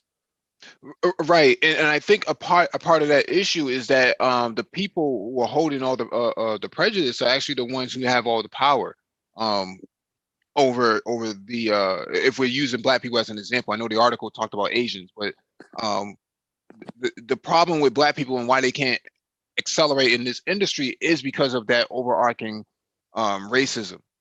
We covered several articles where black people who work for Facebook and Google have talked about the massive levels of microaggressions that they've received in the offices that they've worked in, and I've worked at many of the your major PC giants, and I've seen it firsthand. I know now they're making strides and going after more black people in terms of going to HBCUs and hiring. But the problem is that you have these people who are walking around with these sort of preconceived notions about black, brown, and even Asian people. This is sort of this sort of commonplace racism in the cybersecurity industry that every hacker outside the United States is Chinese or Russian. And this is a huge issue of soft shoe racism that is just openly spoke about on corporate floors. Like, you don't really know who's behind the keyboard until you actually involved in that part of the investigation. The only thing you know is that you've been compromised, you've been hacked. You don't really know who's behind the keyboard, but because it's so casual to have that sort of soft shoe racism in the tech industry, to accuse ethno states Mm. of trying to sabotage you or undermine you, it also plays out in how they deal with other minorities such as black and brown people. Right, and so so the thing is, right. So if you're black and you're facing a preconception, so are is the preconception that you're facing based on prejudice, or is it based on that person just has a history of seeing lack of production? So now it's like, like, which is it? Which is it? So you're kind of like, damn, which is it? So now for some black people, they just throw out the blanket. Everyone's white. They hate me, and that's not the case. So it happens. It's not always the case. So it happens before you even get to the door, right? So we covered an article before that's talked about resumes that have black sounding names are getting automatically Right. discredited or rejected. So even before they see the person's face, they're already, they're already passing their judgment in a negative manner, right? That this person can't produce, that this person's True. going to be a problem. Hmm. And in my experience, white males tend to be most of your problem childs that we call them in the office. They're usually the problem childs. They're usually the snowflakes, so to speak, for lack of a better pun. I have a Pun quick not story for intended. you. Sorry. And it's hard to get rid of those white males because they end up accumulating so much power in their tenure that there's a lot of dependencies on their human capital. And for black people, they never get to that point because the idea here is um, where you are is where you're going to remain. And I've seen white males get trained up without that skill set that the black person may have already come with and We get all put have. into a higher position. And that's a part of that whole entire process. So when it comes to venture capitalists and they come in and they have this sort of same sort of preconceived notions and bias, it plays out all the way around. And it's a chronic issue that the industry can't seem to shake, mostly because they haven't come up with better mechanisms and vehicles for actually funding black startups. If black people got more access to um, tech incubators and tech accelerators, you would probably see more tech startups. But the problem is they don't have access to that, and that becomes the major form. Go ahead and finish up so I can get to this next article. No, no, you know what? Yeah, you're right, 1,000%. So it is a very it's it's a very murky it's a very murky, difficult situation to navigate your way through. Mhm. There was a guy who I worked for, and he said, "Listen, Paulie, I'll tell you like this: I get a lot of flack for having mostly black guys work for me, but you know what? Listen, you guys are the better workers. You produce more, you do more. You don't miss days. You come in, you make better foreman, and I make more money. So just because a lot of the Irish guys, they feel they're entitled to certain positions for no other reason than they're Irish. But listen, I own a company. I have money to make. So I'm going to go with the guys who put the most amount of money, most amount of money in my pocket. The issue there is that mindset, he's in the minority as an Irish guy himself who is a business owner. So it's like, what, Mike, you are 1,000% right. Mhm. My only caveat is to to black men, do not, I would just say, do not adopt the mindset everyone hates you and everyone's out to get you. Mhm. That's not true. Unfortunately, it's harder, but in a different way. Some are out to get you, some aren't. But they think based on what you've seen, if you don't have the experience, you may not be able to produce. But once you show that you can produce, they will absolutely roll with you. But how do you, as the black person, you know, find out which of those two options are you dealing with? So in Mhm. some ways, yeah, it's harder. All right. Let me get to this next article. This one is from CNBC.com. Lowe's lays off thousands of workers.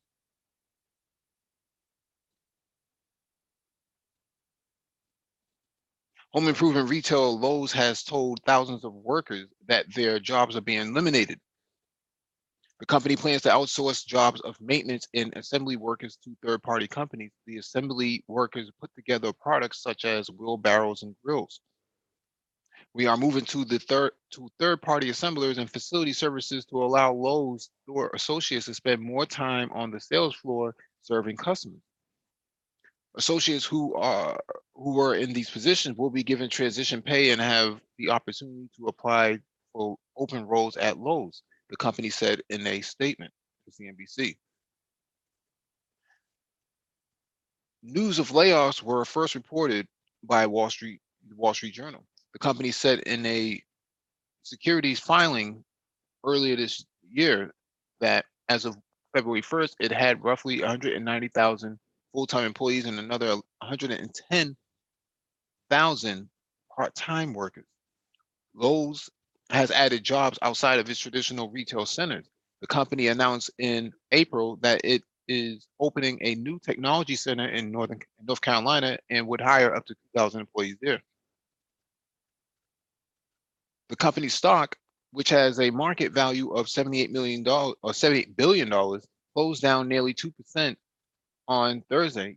Those shares are up nearly 8% since the start of the year. Since CEO Marvin Ellison took over in July 2018, Lowe's has been shuttering stores to reduce costs. The company said it currently has 1,725 stores in the United States. The store closures have been part of a bigger trend in retail so far this year. More than 7,000 store closures have been announced by U.S. retailers, according to a tracker done by Core Site Research. And the tally could top 12,000 by the end of the year, setting a record. Coresight says last year, Coresight tracked 5,524 store closures, down more than 30% from an all-time high of 8,139 closures around announced in 2017. Um,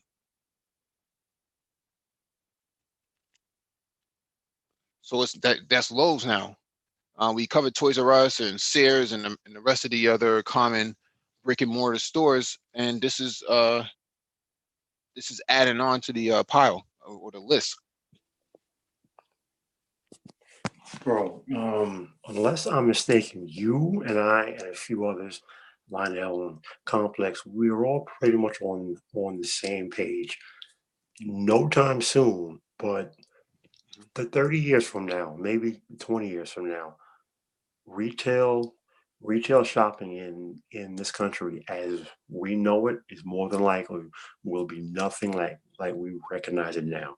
You're gonna have like regional mega centers if you want to go to an actual brick and mortar store, but people will be mostly shopping online, shopping at home, having drones or autonomous vehicles delivering goods and services directly to their door. Mhm. So you're seeing this shift. Everybody keeps saying the same thing. Online sales, internet sales, same store sales are going down. And the golden Bible in retail is not gross revenues, it's same store sales. Once those are going down, that's the major red flag. Once you see same store sales on a consistent downward trend, that is a knife in the heart for a retail chain.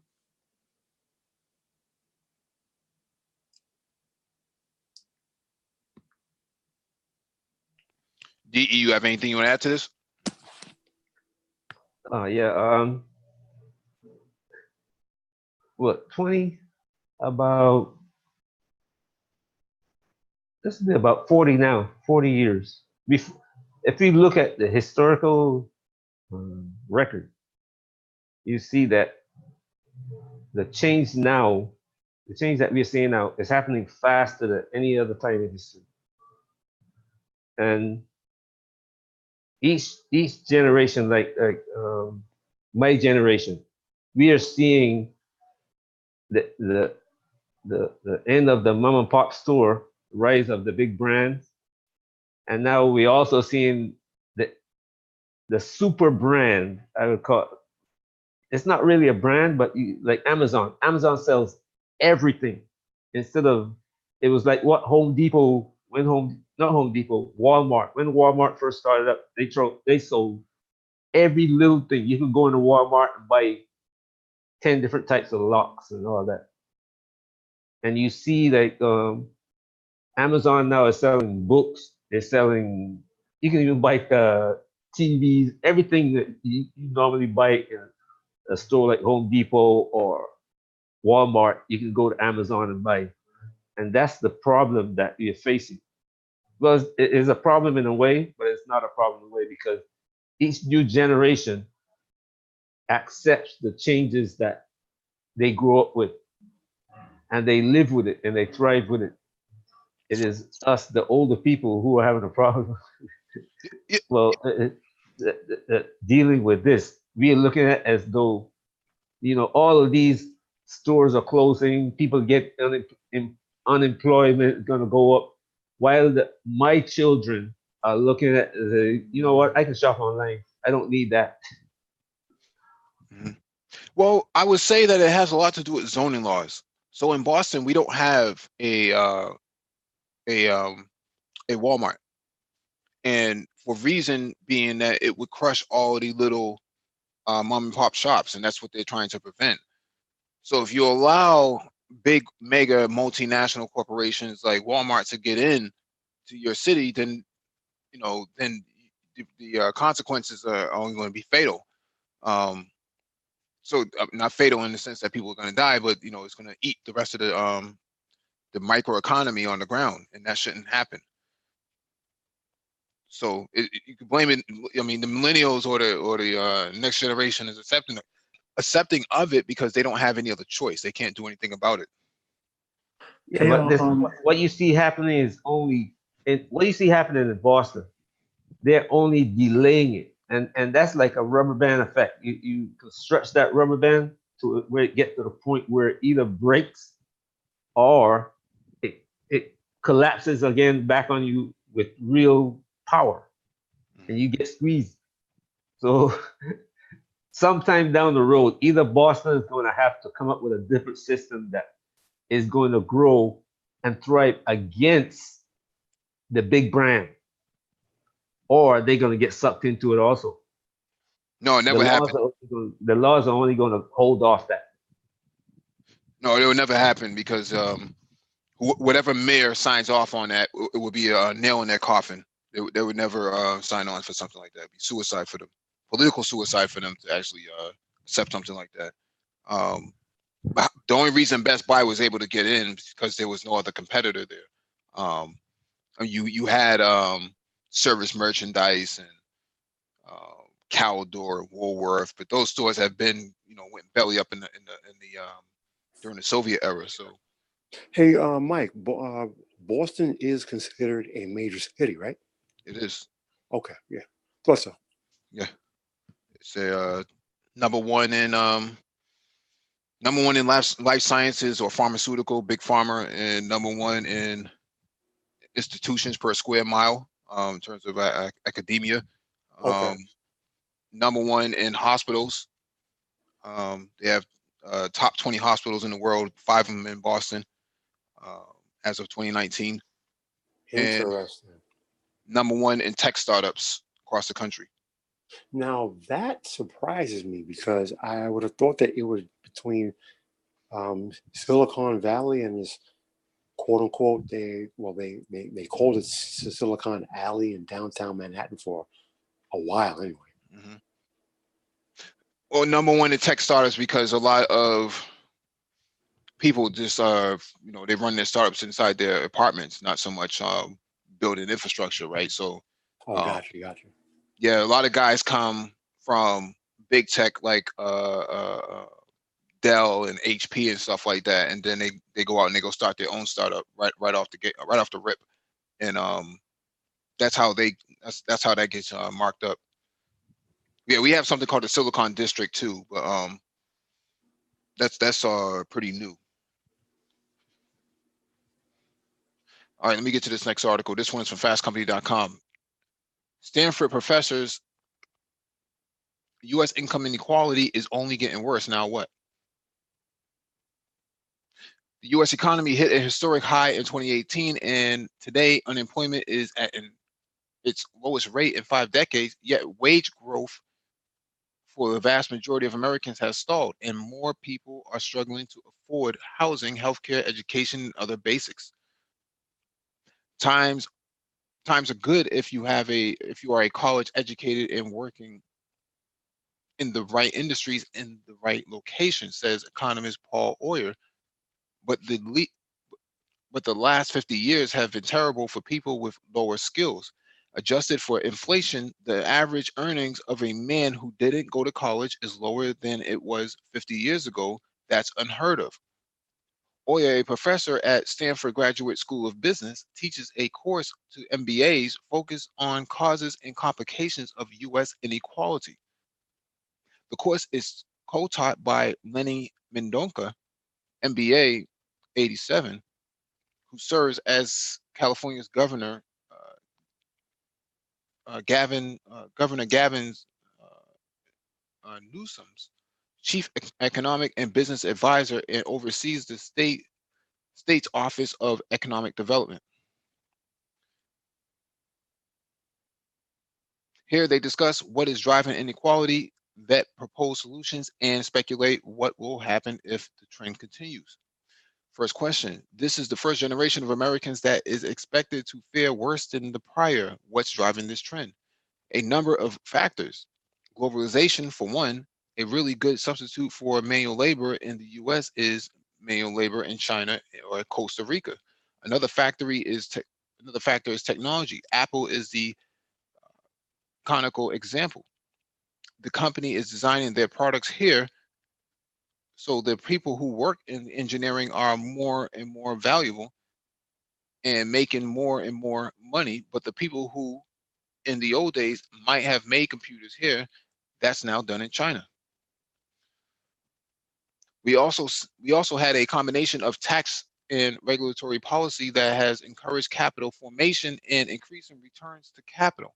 So labor's share of returns has decreased. The last round of tax policy out of Washington made this worse. Is this the level of inequality historically? Is this level of inequality historically unprecedented? You had the same thing with the Industrial Revolution that concentrated more and more wealth into the hands of capital. Henry Ford, the Rockefellers, Leland Stanford, Mendoza, J.P. Morgan.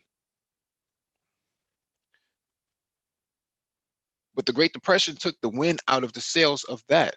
Inequality was substantially reduced during the 30s, 40s, and 50s. A large portion of what reduced inequality was the destruction of wealth during World War II and the fact that the US benefited afterward from being the last standing industrial economy. We had a global environment that was based on American exports. Today, we're in the midst of transition to a very different economy. This time, it's much more global, particularly in labor markets. But as the US's inequality has grown since since the 70s, inequality has reduced dramatically around the world. Why is inequality dramatically better globally? Because the low wage jobs that left here are considered really good jobs in China. We've lifted 2 billion people out of poverty over the last 30 years. We lifted more people out of abject poverty in the last 20 years than in the history of the world. Question. Headlines announce Google has more contract workers than full-time workers. Amazon paid zero taxes this year. Multinationals are so good at tax avoidance. Some Stanford researchers suggest we may underestimate tax evasion by 50%. Are companies to blame for growing inequality? I don't know if it's their fault. They are following the rules mostly. Inequality varies widely between different companies and between different cities. There are companies and cities that have done well in the last 50 years and companies and cities that have done poorly. Apple's done great. Google's done great. General Motors has done lousy from the C-suite down to the factory workers. I don't think most business leaders are worker exploiting, uncaring, community destroying, environment polluting, extreme capitalists. They are just doing their job. So we have to create an environment where doing their job includes thinking about all those things in a way that's not in conflict with their business interests. As a company, I'm not going to individually fix inequality by overpaying my workers, because then someone else is going to come in and undercut me and pay less to their workers. We need policy interventions. We need to give companies the incentive to do the right thing. So our policy intervention is the primary solution. We're not going to solve all these problems just through policy. Too many people have incentive to obstruct the policies that should go through. As an economist, I'm favorable towards certain types of immigration and towards free trade. Those are good policies. If you ask me, they are potentially what we call, I'm throwing out a jargon term, Pareto optimal. Meaning if you did it right, you could make everyone better off. If you suddenly make trade free and that hurts some people, you can transfer money to make them better off. Well, everybody always forgets to do that part where they transfer money. That's what led to a lot of inequality. There are a lot of good policies that we've implemented over the years, like free trade and immigration, that have been efficient and grown the economy, but have contributed to inequality. Automation, while not a policy, is another example where we say we can have robots and then take care of the people who lose their jobs. We always forget to go back and take care of the people who lose their jobs. Question: a much steeper income tax has gotten attention. Some pitching even 70%. Is that possible? I can't imagine a 70% tax rate, and I don't think we'll see a universal basic income for a long time. These are hugely expensive ideas. What about a higher minimum wage? The neoclassical theory on minimum wage is that if you raise it, some low wage workers have more money, but others will lose their jobs and be better and be worse off. How true is that? The answer is for small enough changes when the economy is strong, it's not that big of a deal. It definitely improves the welfare and buying power of people at the low end of the spectrum. But it's really just keeping people out of poverty. It's not creating middle class families. What would help create middle class families? The big payoffs are early interventions, getting kids into preschool, having them not fall behind. There's a lot of evidence that by third grade, some kids are far behind and never catch up. For a lot of children, when they are 8 years old, it's too late. If your parents aren't engaged in the education system in 10 years, you'll be competing in the labor market against people whose parents sent them to violin lessons and summer programs in the Dominican Republic. There's inequality of opportunity. What happens if inequality continues to grow? Well, I thought the answer was going to be someone like Bernie Sanders would be elected president, but instead it took this very strange turn with Donald Trump. Instead of people saying, let's steal the rich guy's money, they said, let's blow up the whole system. The consequences of dramatic inequality led to people turning either to authoritarian leaders who promise a return to the past or to alternative economic constructs like socialism, neither of which are very good for capitalism. Question: Uber driver strike garnered headlines before the company's IPO. Should we anticipate more strikes like these? The labor movement has been defanged in the process of inequality. There's cause and effect questions there. So I don't know. You would you would think you would think so, but there's not a lot of labor unrest out there like Walmart and Amazon. Why aren't they striking or forming unions? What do you hope your students take away from this course? In the 20 years I've been here, there's been a lot of interest among our students in solving the world's problems. There's a certain arrogance in that, but also a hopelessness. They are not going to fix the problem, but they are going to contribute towards solution. They are going to do their part, I hope. And that means being more thoughtful in how they run their organizations and influence policy. I hope that some of them, as prior students, have decided to focus on their career on directly addressing economic mobility. As important, I hope they all come away understanding that all business leaders have a fundamental role in addressing the issue as individual leaders, as members of their community, and as public voices.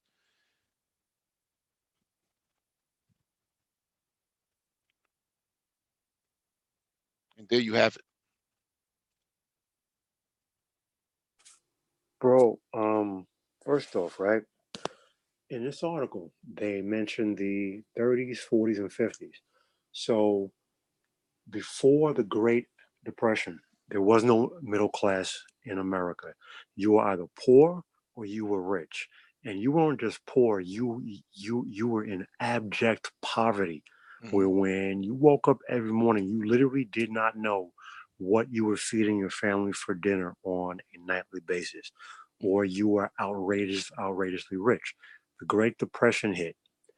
Then at the end of the Great Depression, the war hit. So after the war, America had to rebuild. And that's when you saw labor unions skyrocket. The labor unions created the middle class in America. In the 50s and in the late 40s, 50s, and 60s, they transformed America.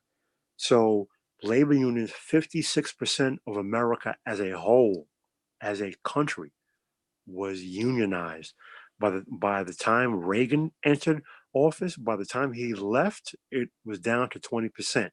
As of 2019, it's less than 5% of the entire country. Labor unions. That is something that is overlooked, and they were the backbone of this country for equalizing the wealth gap in America. In 1989, when I was in high school, President Bush Sr. passed a law, and it was called offshoring. It allowed a U.S. company to move manufacturing overseas and still enjoy all the protections and tax status as a U.S. company. Before, you were not allowed to have more than 20% of your manufacturing overseas. Offshoring initially allowed up to 80 to 90%. Now we know it as called outsourcing, but back then it was called offshoring. So you combine those two, and you can see a long standing history of how the destruction of labor unions has changed the face of this country. It is widening up the wealth gap that the labor unions drastically closed, and how offshoring, now called offsourcing, was nothing but a massive money grab that was originally the stage was set by Ronald Reagan, because Ronald Reagan did more to transform this country than any president since FDR. FDR was for the positive, Reagan was for the negative, because he was only for the rich and wealthy. So you combine all of that, and that answers this article. Where's Mr. DE? I don't know. This the guy who is trying to argue for what's going on is I I don't know what to think of him, because he doesn't seem to. First of all, the U.S. has always been a socialist country. Guess who built the railroad? The government did. You got the government built the railroad. They gave the money to people to build the railroad, and then those people ended up owning the railroad, making the money from the railroad. The government gave the land to farmers, and then they paid the farmers to grow. Yeah, so that's been something going on in America. I don't know why people always believe that. Because they we- don't understand what socialism really is. Any goods and services provided by the government is the textbook definition of socialism. Fire, sanitation, education, military, police, that's all social services, government agencies, that's all socialism. America is more socialist than people realize. What people do not understand what socialism is. They don't understand. All right. And then the other thing he talks about is like you have corporations that follow the rules. What rules? These are the guys who make the rules. They put the congressman in there. You got a guy from the chemical industry. The chemical industry puts a man in the position of power in there. He changes the rules to allow them to do whatever they want to do. Then he comes back up, go back to work for them. And this is, I mean, people got to pay attention to that. So if you want to move your corporation to China, then you put somebody in the Secretary of Agriculture or whatever, and you go in there and you tell the president, look, we have to do this so that we can make money. But they've been making money all along. It's just that they, instead of making 300, 500 million, a year, they want to make 10 billion. So that's what the situation is as far as that one going. And then when you move your corporation abroad, leaving workers here unemployed, he said that it's a benefit for say China and the US. That doesn't benefit the US worker. It benefits the Chinese worker, because the Chinese worker is going to see his social environment improve. He's going to have a job he can support his family. While the guy here in the US, if he doesn't get government subsidies, which they call socialism, and they don't want to give him any, then they give the corporation the money to move to China.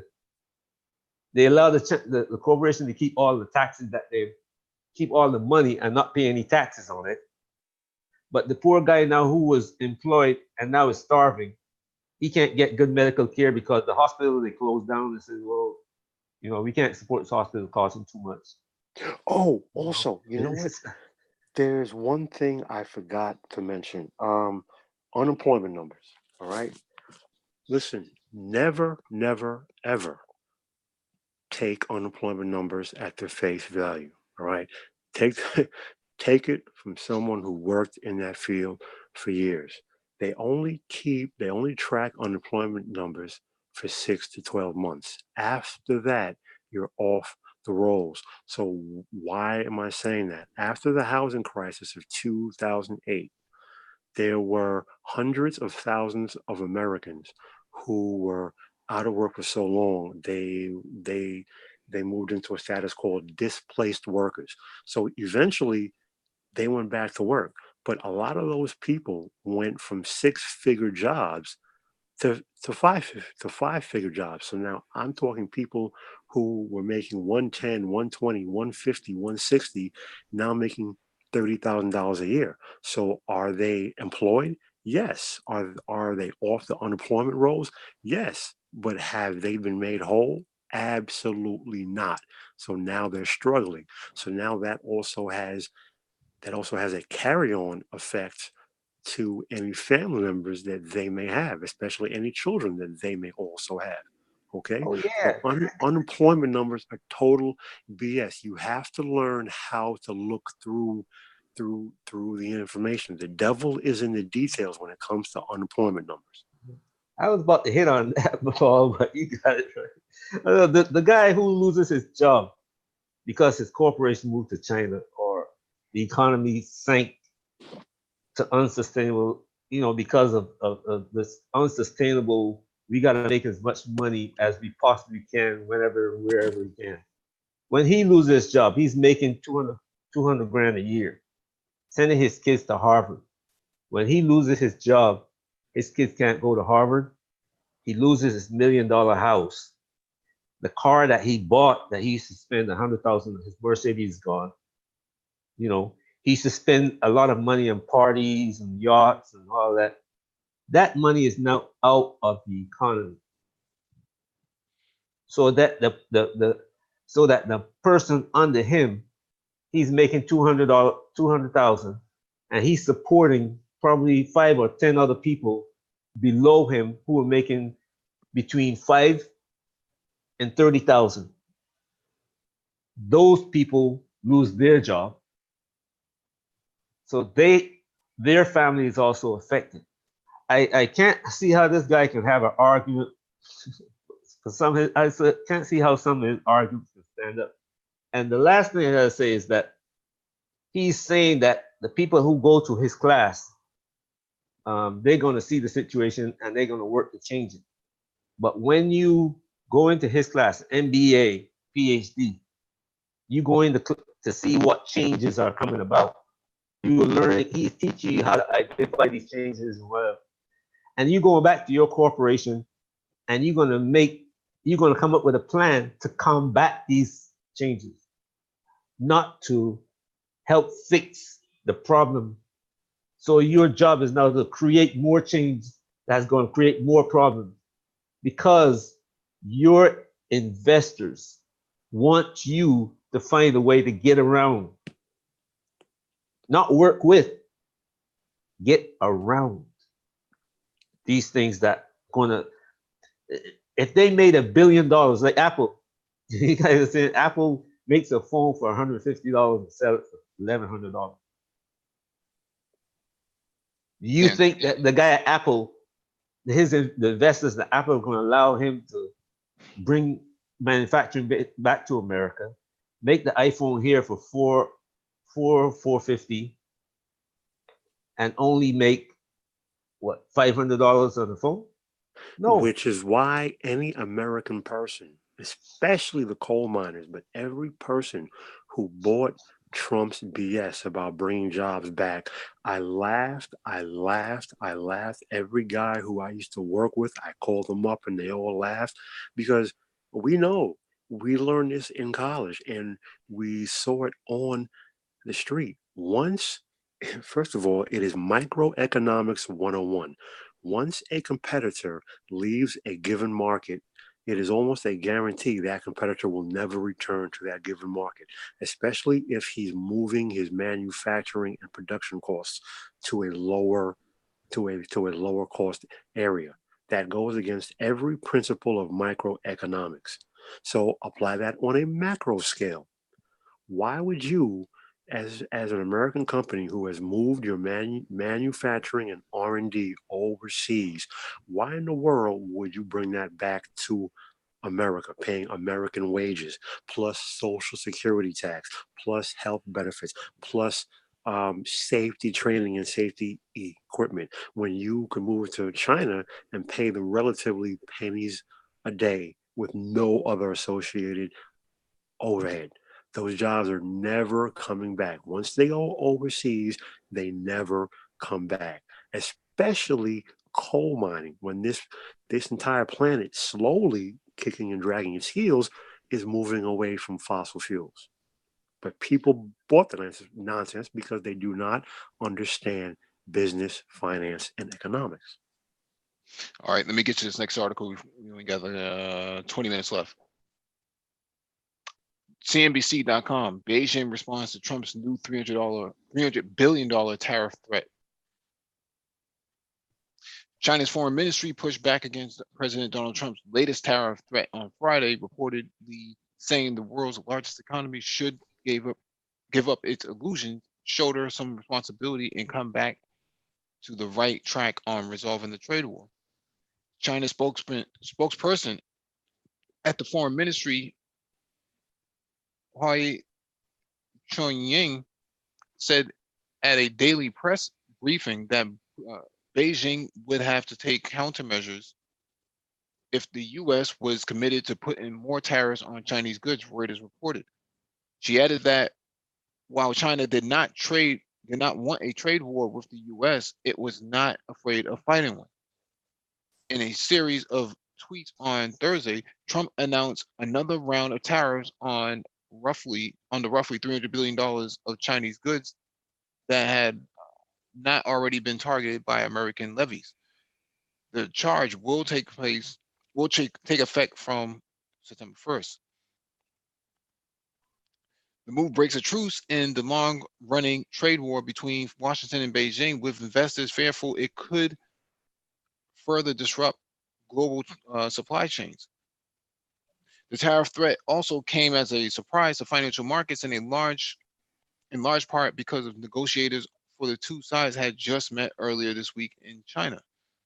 The Dow Jones Industrial Average closed 280.85 points lower at 26,583.42 on Thursday, after rallying as much as 311 points earlier in the day.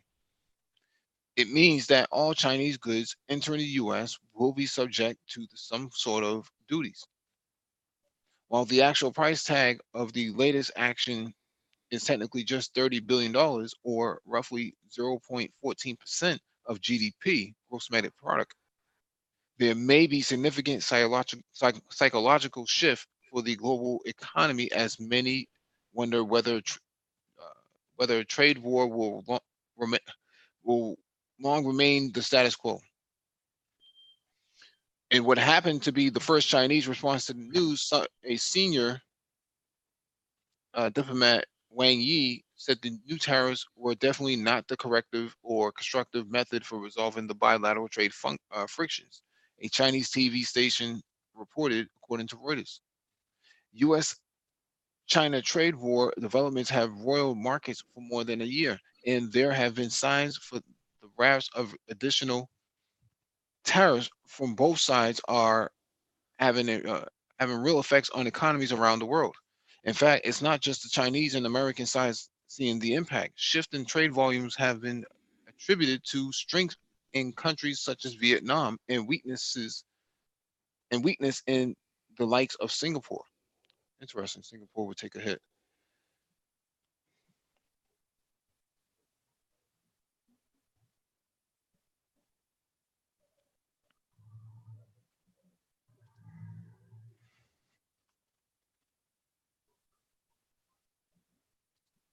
Well, Anybody else? Singapore will take a hit because they're not really a big manufacturer, um, say like China or Vietnam.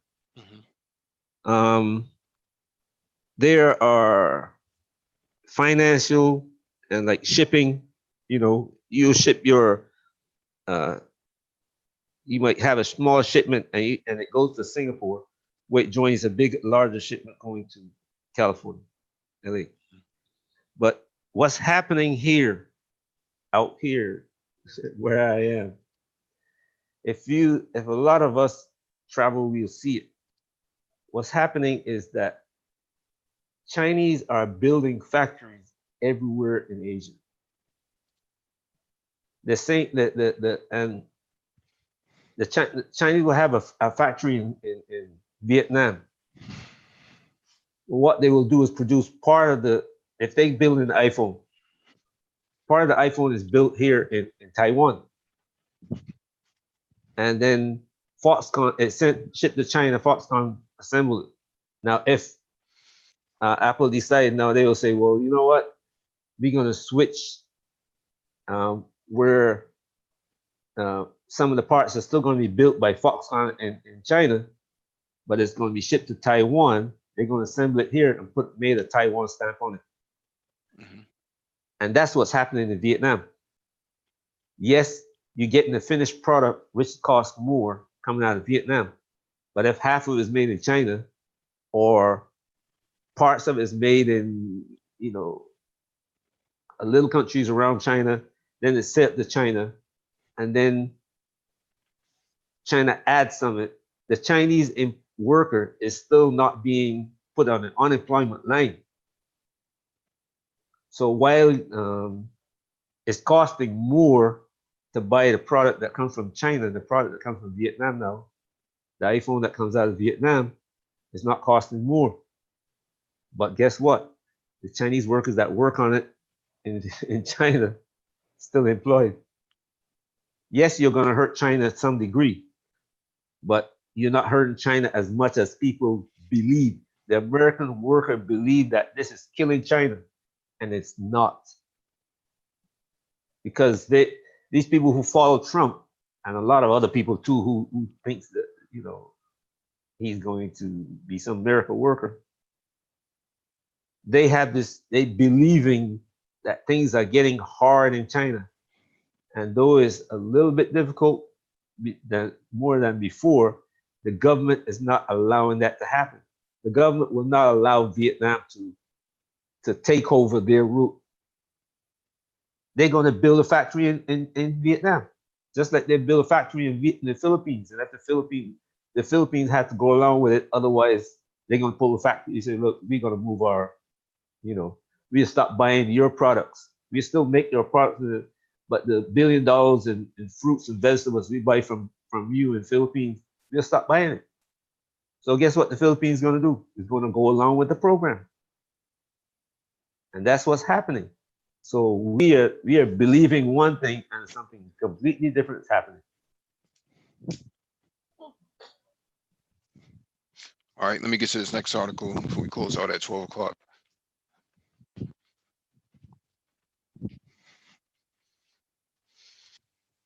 This one is from the Boston Globe. Deep cut, $8 billion in value lopped off Gillette. Oh man, this full article. Okay. When a giant public company says one of its most prominent businesses has shed billions of dollars in value, investors might want to run in the other direction. But that's not what happened this week at Procter & Gamble. The bean counters in Cincinnati decided that it was time to reassess the shrinking might of Gillette, the Boston razor maker that P&G acquired in 2005 for a cool $57 billion. The Gillette grooming business, they calculated, had lost $8 billion in value since the acquisition closed 14 years ago. They blame currency fluctuations and competition from upstarts, not to mention all the bearded millennials who are simply burning through fewer blades. Worth noting, the decline doesn't reflect the other businesses that came with Gillette acquisition, including Duracell battery division that P&G later sold. A grim number for sure, but Procter & Gamble stock rose on Tuesday by some 4%. Shareholders chose to focus on the good news in the quarterly earnings, adjusted earnings that beat expectations, and Procter & Gamble enjoyed a 4% year-over-year organic sales growth in the grooming division. Analysts either downplayed the impact of the Gillette closure in the latest reports on the company or didn't bother to mention the write down at all. In fact, the stock has been on a tear for a while. So what happened? Procter & Gamble had finally put a number on something investors have long understood. As Jonathan Feeney, an analyst at Consumer Edge Research, puts it, the $8 billion write-off reflects baseball that already been played. And to extend the metaphor, the game hasn't been played well by Procter & Gamble. Feeney notes that P&G's global grooming sales in the fiscal year that just ended, $6.2 billion, were 26% below 2012 levels. That's more than $2 billion in annual revenue out the door. However, Feeney says he's optimistic that the worst is probably behind the company.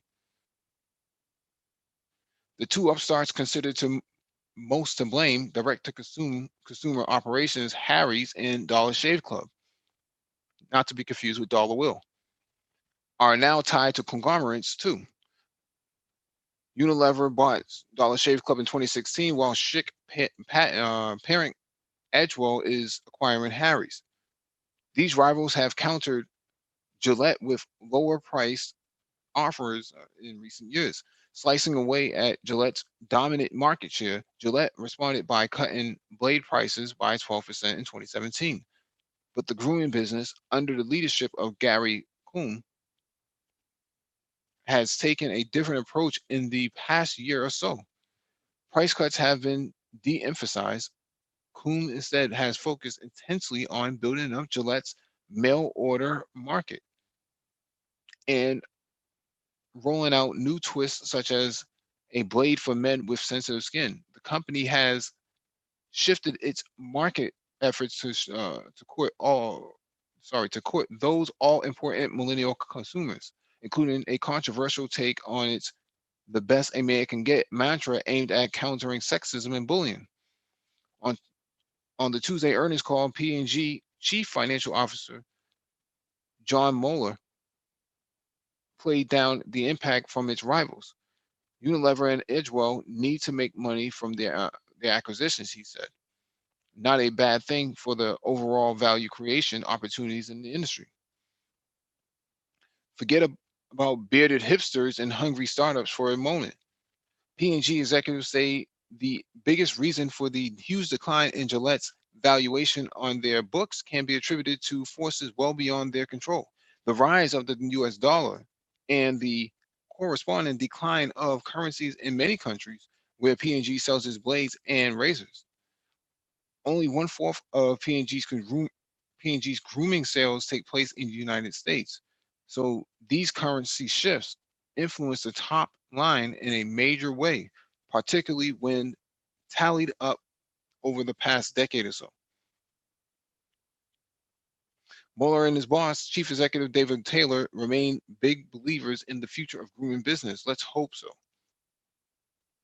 The jobs of 1,200 Massachusetts employees who still work for Gillette in South Boston and Andover depend on it. P&G executives are now showing momentum with their turnaround efforts, but they still need to prove to Wall Street and that King Gillette can reign supreme again in the shaving world. Otherwise, investors might not be so kind next time. It's all James Harden's fault. Him and Rick Ross. Right. Yeah, I mean, I think the ad campaign was a suicide mission for them and caused a massive blowback they didn't foresee coming in the end. Dude, how the hell do you make that ad campaign directed towards men from a company that sells male products? I don't get it. Like you said, suicide. Destroyed them, completely destroyed them. I don't even Completely. know if they can come back from that because the campaigns that were going on at the time, man, a lot of people were dumping their products. A lot of barbers stopped buying at least all the barbers I know, they stopped buying Gillette. They went with some other product. Yeah, why not? And bro, at the end of the day, if you can get what in your perception is a product of equal or superior quality for a much lower price, it's a no-brainer. Plus, Harry's and Dollar Shave Club, they're online. You don't have to leave the comfort of your home. Yeah, get the auto ship. Yeah, done. The, Bang, they, bang. the leadership at Gillette kind of overstated the women and kind of understated the men. That's how they got to that position. And They didn't that's think men would say anything. They think men would go along it because the women, women had control of everything, and the men were following the women. But then when it fell through, it was like, how did that happen? And a lot of companies are finding that out now, especially the ones that got to deal with the Me Too problem. Yeah, definitely. They're not. I live right down the street from Gillette. I just want to make that as an FYI. I'm in the Boston area, so it's only a couple minutes walk from me. But good riddance. Good riddance. Considering I don't have a thick beard, and not actually benefit from it anyways. I mean, I have a Norelco that I use very seldomly for I got it as a gift, but use for under my arms. That's it. But I don't really need to buy Gillette, and that suicide campaign only puts the further nail into their coffin. So good riddance to them. Agreed, 100%. Good riddance to them. You know what? If you wanna rock out, if you think you can sell more of those Lady 3 shavers or whatever that damn system is, and pearl shave, hey, God bless. Sell those because men are fed up. They've had enough. So you know what? I guess all the toxic masculinity gets finally backfired and bit him in the ass. You know what? Good riddance. So be it. Yeah. Dr. Phoenix in the chat, and shout out to Dr. Phoenix. He says I don't use Gillette, I use Bevel. But I was always under the impression that Bevel was bought out by P&G.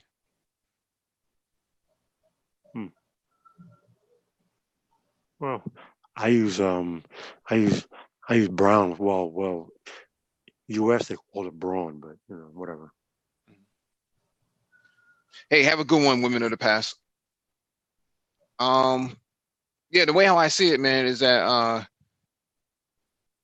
this was every company has this downturn and whatnot, man. IBM at one point used to be the king of computing and personal computing, and then they bowed out gracefully themselves. So they ended up selling their final divisions to Lenovo. Oh, really? Yeah, that was Oh yeah, yeah, that was 2005 or something like that. Wow. yeah. IBM doesn't own the IBM. They own the IBM logo, but not the machine itself. Everything. But they is don't. They still I think they still design some parts of the computer, but Lenovo took over the computer. No, they own nothing of it anymore. If you look at it, it just says Lenovo ThinkPad and Lenovo Think Server and Lenovo Think Center, Idea Center. So all of that Oh, is okay. Just those patents went to okay, so the think patent went to Lenovo too. Mhm. That is Yeah. insane. Yeah, IBM is not even a competitor in that area anymore. So at this point, man, you know, Gillette could be going the same way. Just to keep it in perspective, Lenovo was already building IBM computers from the get-go. They are a Chinese company. So, Right. That's insane. They literally created. Wow. Whatever. but the U.S. government won't use Lenovo for that very reason. They have no interest in that. So they buy Dell now. Um, Mm. so with that being said, Gillette going down, you know, would not hurt the industry at all. In fact, it's one of those death spirals that they put themselves in. Good. But you know, I seen that I can't remember the name of it, but Chinese are moving into that market. You know, right now they're on the not the lower end, but below the top three. But they're moving into that market. Mm-hmm. You know, you can go into Walmart and see some of the Chinese brands in there. As a matter of fact, I brought one trimmer that I mean, shoot, it lasted me longer than my Gillette. Wow. Yeah. It lasted longer than my Gillette. When the Gillette stopped working, my Gillette lasted about a year and a half. Chinese brand I had for about 2 or 3 years.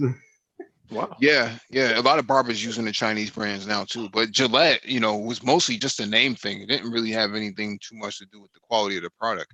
Right.